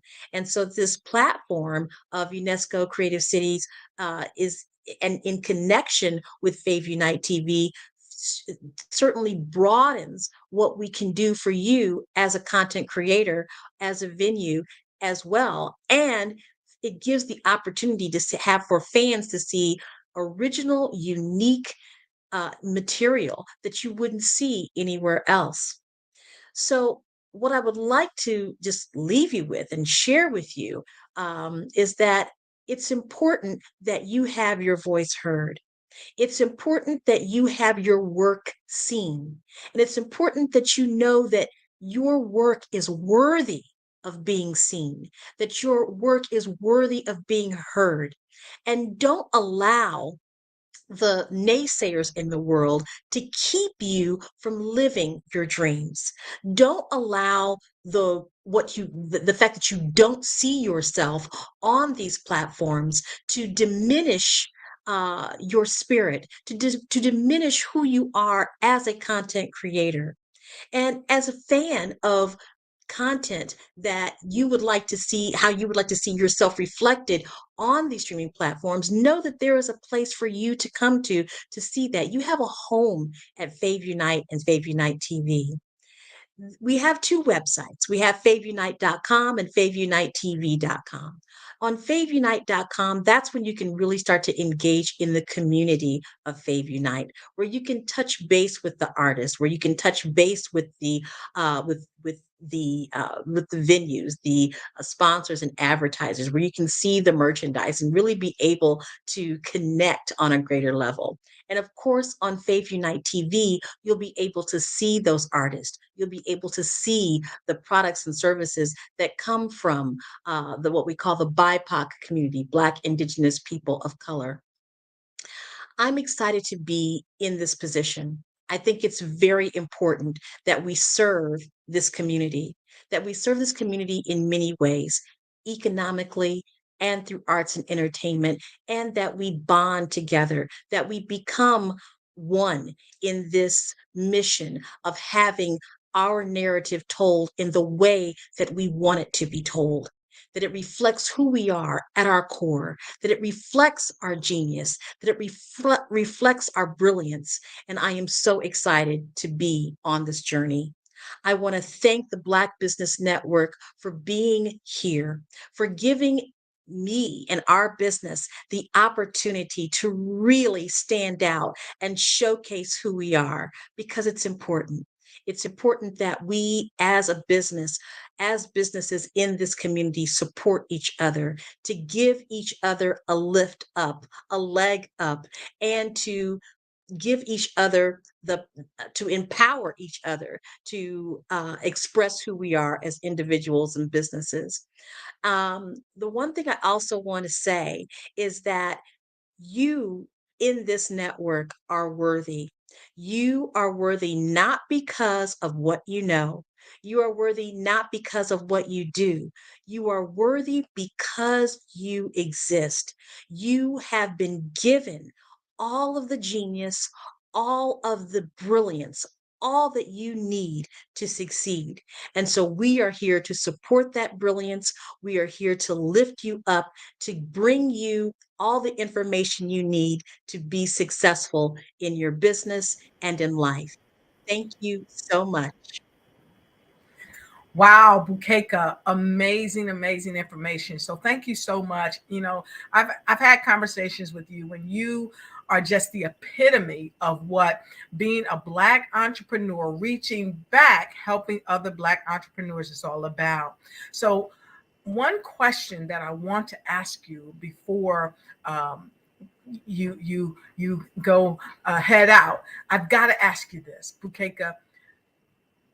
What is the one thing that you feel and know that a business owner can really gain from partnering with your company that will really energize them globally, because you're doing business all around the world? What is the one thing outside of calling you or Zoom meeting with you to get them going? What is that one thing? The one thing is they need to know, again, that they have within them the power to succeed in what they have, the power to succeed. We have these seeds of genius, right? We have these ideas, and we don't always know how to get them out there. So what I want you to know, I don't want the audience to know, is to bring that genius, is to bring that creative nature within you to Fave Unite TV so that we can get you out there on all the platforms around the world and to bolster you up, to build you up from knowing that you are not alone in this experience.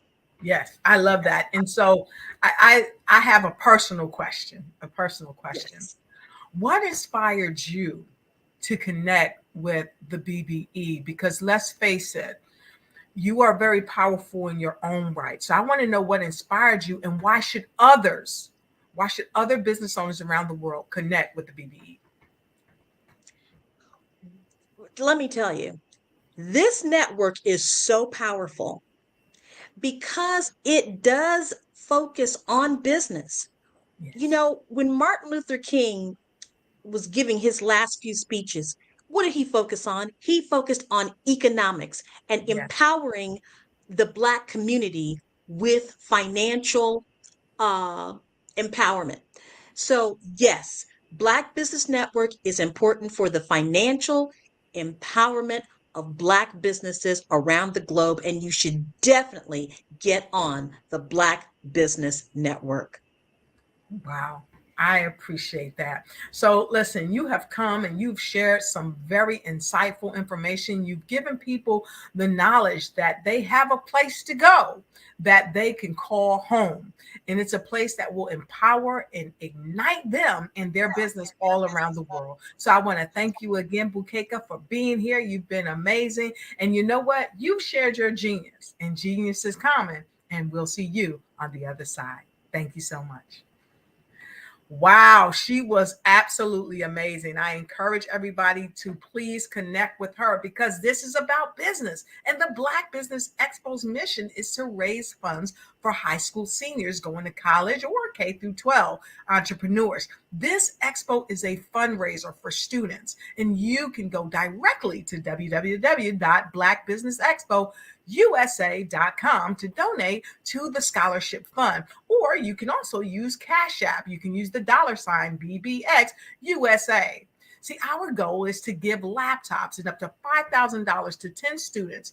And students, you can also register. So go right over to www.blackbusinessexpousa.com because every dollar counts. It doesn't matter where you are in the world. If you're in France, if you're in Hungary, you can contribute. So we want to remind you to donate to the scholarship fund. We want to thank our Black Business Expo USA sponsors for December 2023. NC100, Moody Capital Partners, Suede Soul, The Hello LLC, Lotus Rocher Coaching and Consulting LLC, and the Lotus Rocher Ignite Show, Carolina, Virginia Minority Supplier Development Council, Step Management, 5-Star BDM Media, Barbara H. Smith LLC, Margie McLean Foundation Incorporated, Genius is Common, Earth Essentials, Milani Shani Global, Executive Women's Success Institute, The Quality Coaching Company, Superwoman Business Services, Creative Force Studios, Lee Entertainment, Artistic App Design, and of course, Black Business Expo USA. Genius is coming, and I'll see you on the other side. I am from Washington, D.C., but I was raised in Durham, North Carolina. I came to Durham when I was about 5 or 6, and then I traveled back and forth to D.C. because it's where my people are from. One of the unique things about my family is my mother, she's also an artist. She does quilting, and she does a lot of artistic things. And then my son, he draws with both hands, his right hand and his left hand like I do. So that's kind of a family trait. And then my other son, he's a videographer, and my daughter, she works, she's a regional vice president for Sunglasses. When you start out drawing and sketching, you want to continue to explore, each avenue. I do pastels, I do pen and ink, I do painting, I do acrylics. I haven't done oils yet. But I try to do all facets of art. What I say to a lot of times to people is, you can't put yourself in a box when you're an artist. You have to explore. And over the course of my life, I've tried to explore different mediums. I also do sculpture as well. I choose my subjects by the intensity that they have in their faces or the intensity that somebody is moving, because I do more than portrait drawings. I also do I do abstract, and then I do figurative drawing also. Well, what happened in this particular show is that I started out trying to come up with something that would be a little bit different than what everybody else is doing. So I was working on a Barack Obama show, and they wanted me to do some paintings of Barack. And so what I did was, because of the deadlines, I kind of did it kind of fast. And then I realized when I was doing it fast, I enjoyed it.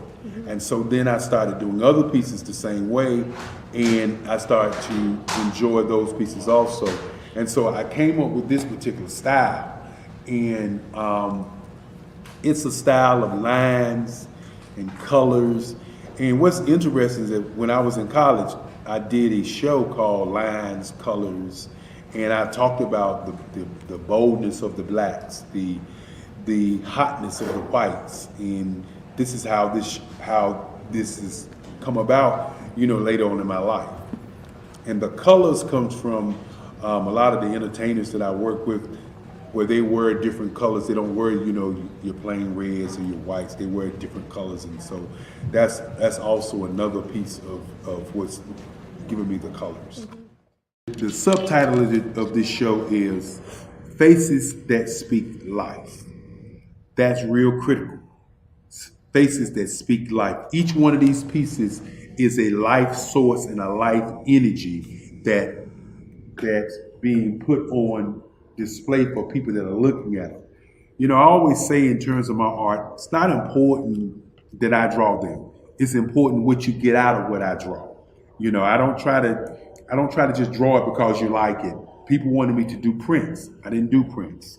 People asked me to do different people, but the people that I choose are people that make a difference in the lives of people in the world. So the human landscape idea was, again, as I said, the lines represent your emotions, it represents your ideas, and it represents your journey as a human being. And that's why you get the different pieces and the different looks. And as you notice, I try not to do one look that looks alike another look. And that's what's the most important part of this show.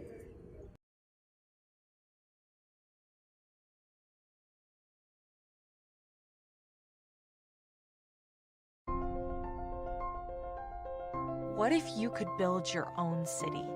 A place where every child can find nurturing people to help them achieve their full potential. A place where every adult can access job training support. Where health education is abundant. Where social justice ruled the land. A place without limitations. Welcome. You have arrived at STEM City USA. It is what every city should be. A safe and trusted community where you find people and resources to help you become everything you are and beyond. STEM City is unlike anything you have ever experienced. It is a digital twin of the world around you, only better. STEM City is about energy and soul renewal. It is more than a digital world. You can almost feel the power of live cultural events, music, and theater. STEM City promises a better future for children with caring mentors and hands-on activities with dedicated tutors to support our youth. STEM City is your passport to a healthy lifestyle with weekly events addressing our community's many issues. STEM City is your financial well-being with helpful information on wealth management, career advancement, job training, and so much more. STEM City is the community you deserve. It is the city where your dreams can come true. STEM City USA, a place in the sky that is accessible to all who reach for the stars.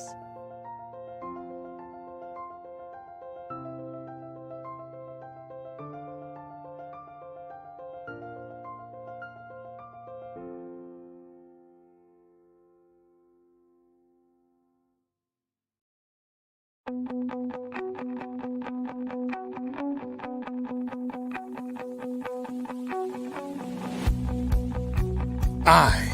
am Black Business.